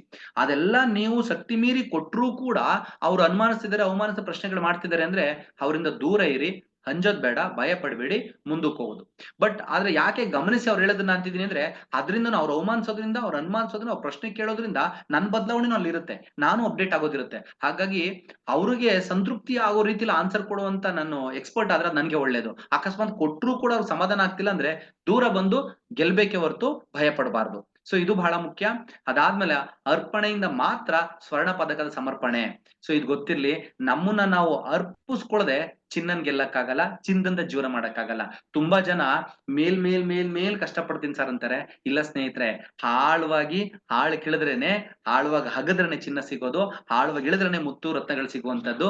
ಹಾಗಾಗಿ ನಮ್ಮನ್ನ ನಾವು ಯಾವ ಲೆವೆಲ್ಗೆ ಸಮರ್ಪಿಸ್ಕೊಳ್ತೀವಿ, ಅರ್ಪಣೆ ಮಾಡ್ಕೊಳ್ತೀವಿ ಅನ್ನೋದ್ರ ಮೇಲೆ ನಾನೊಬ್ಬ ವಿನ್ನರ್ ಆಗ್ಬೋದು, ಗೋಲ್ಡ್ ಮೆಡಲು, ಸ್ವರ್ಣದಂತ ಒಂದು ಪದಕನ ಗೆಲ್ತ್ಕೊಂಬರಕ್ಕಾಗತ್ತೆ. ಅದಲ್ದೇನೆ ಮೇಲ್ ಯಾರು ಬೆಳೆಯಕ್ಕಾಗಲ್ಲ. ಒಂದ್ 6 ತಿಂಗಳು ಕ್ರಿಕೆಟ್, ಇನ್ನೊಂದ್ 6 ತಿಂಗಳು ಟೆನ್ನಿಸ್, ಇನ್ನೊಂದ್ 6 ತಿಂಗಳು ಫುಟ್ಬಾಲ್, ಇನ್ನೊಂದ್ 6 ತಿಂಗಳು ಖೋಖೋ, ಇನ್ನೊಂದ್ 6 ತಿಂಗಳು ಕಬಡ್ಡಿ, ಯಾವ್ದ್ರ ಮುಂದೆ ಬರ್ತೀನಿ? ಇಲ್ಲ ಅಲ್ವಾ. ಸೊ ಹಂಗಾಗಿ ಅಲ್ಲೊಂಚೂರು ಇಲ್ಲೊಂಚೂರು ಎಲ್ಲೂ ಇಲ್ಲ ಸ್ನೇಹಿತರೆ. ಒಂದೇ ಜಾಗದಲ್ಲಿ ಆಳವಾಗಿ ನಿಂತು ಬೆಳೆದ್ರೆ ಒಳ್ಳೇದು. ಅದಕ್ಕೆ ಮುಂಚೆ ಕ್ಷೇತ್ರದ ಬಗ್ಗೆ ಅರ್ಥ ಮಾಡ್ಕೊಳ್ಳಿ, ಅದು ಮುಖ್ಯ ಆಗತ್ತೆ. ಅದ್ಭುತವಾಗಬೇಡಿ, ಅದ್ಭುತವಾದ ಕೆಲಸದ ಭಾಗಿ ನೀವಾಗಿ. ಸೊ ಇದು ಬಹಳ ಇಂಪಾರ್ಟೆಂಟ್, ನಂಗೆ ತುಂಬಾ ಇನ್ಸ್ಪೈರ್ ಆದಂತ ವಿಷಯ. ಅದ್ಭುತ ಆಗದ್ ಬೇಡ, ನೀವೇ ಮಿರಾಕಲ್ ಆಗ್ಬೇಡಿ, ಮಿರಾಕಲ್ ಆಗುವಂತ ಕೆಲ್ಸದ ಭಾಗಿ ನೀವಾಗಿ, ಆಗ ಜೀವನ ಮಿರಾಕಲ್ ಆಗತ್ತೆ. ನಾವು ಕೆಲ್ಸದಲ್ಲಿ ಭಾಗಿ ಆಗಲ್ಲ, ಜೀವನನೇ ಮಿರಾಕಲ್ ಆಗ್ಬೇಕು, ನನ್ ಜೀವನದಲ್ಲಿ ಪವಾಡ ಆಗ್ಬೇಕು ಅಂತ ಯೋಚನೆ ಮಾಡ್ತಿರ್ತೀವಿ. ನನ್ ಜೀವನದಲ್ಲಿ ಪವಾಡ ಯಾವಾಗ ಆಗದ್ ಗೊತ್ತಾ? ಅದ್ಭುತವಾದಂತ ಮಿರಾಕಲ್ ನ ಸೃಷ್ಟಿ ಮಾಡುವಂತ ಕೆಲಸದ ಭಾಗಿ ನಾವ್ ಆಗ್ಬೇಕಂದ್ರೆ ಅಂತ ಕೆಲಸಗಳನ್ನು ಪಾರ್ಟಿಸಿಪೇಟ್ ಮಾಡ್ಬೇಕು. ಅವಾಗ ಮಾತ್ರ ನನ್ ಜೀವನದಲ್ಲಿ ಮಿರಾಕಲ್ ಆಗೋದು. ಬಟ್ ಹಾಗಾಗಿ ಅದ್ಭುತ ಆಗೋದ್ ಬೇಡ, ಬಟ್ ಅದ್ಭುತವಾದ ಕೆಲಸದ ಭಾಗಿ ನಾವಾಗೋಣ. ಸೊ ಇದು ಇವತ್ತಿನ ಒಂದು ವಿಶೇಷವಾದಂತ ಸಾಧನೆಗೊಂದು ಸಲಹೆ ಇದಾಗಿದೆ. ಸೊ ಥ್ಯಾಂಕ್ ಯು ಎಲ್ರಿಗೂ ಕೂಡ. ನಿಮ್ಮೆಲ್ಲರ ಒಂದು ಪ್ರೇರಣೆ ಜೊತೆಗೆ ನಿಮ್ಮೆಲ್ಲರ ಒಟ್ಟಿಗೆ ನಾವು ಈ ಕೆಲಸಗಳನ್ನ ಮಾಡ್ಕೊಂಡು ಬರ್ತಾ ಇದೀವಿ. ಅದ್ಭುತವಾಗಿ ನೀವೆಲ್ಲರೂ ಕೂಡ ರೆಸ್ಪಾನ್ಸ್ ಮಾಡ್ತಾ ಇದೀರಾ. So thank you so much ನಿಮ್ಮೆಲ್ರಿಗೂ ಕೂಡ. ಸೊ ಇವತ್ತಿನ ಒಂದು 3ನೇ ಸೆಷನ್ ಇದಾಗಿತ್ತು. ಸೊ ಥ್ಯಾಂಕ್ ಯು ಎಲ್ರಿಗೂ ಕೂಡ, ಶುಭವಾಗ್ಲಿ, ಆಲ್ ದ ಬೆಸ್ಟ್ ಎಲ್ರಿಗೂ ಕೂಡ.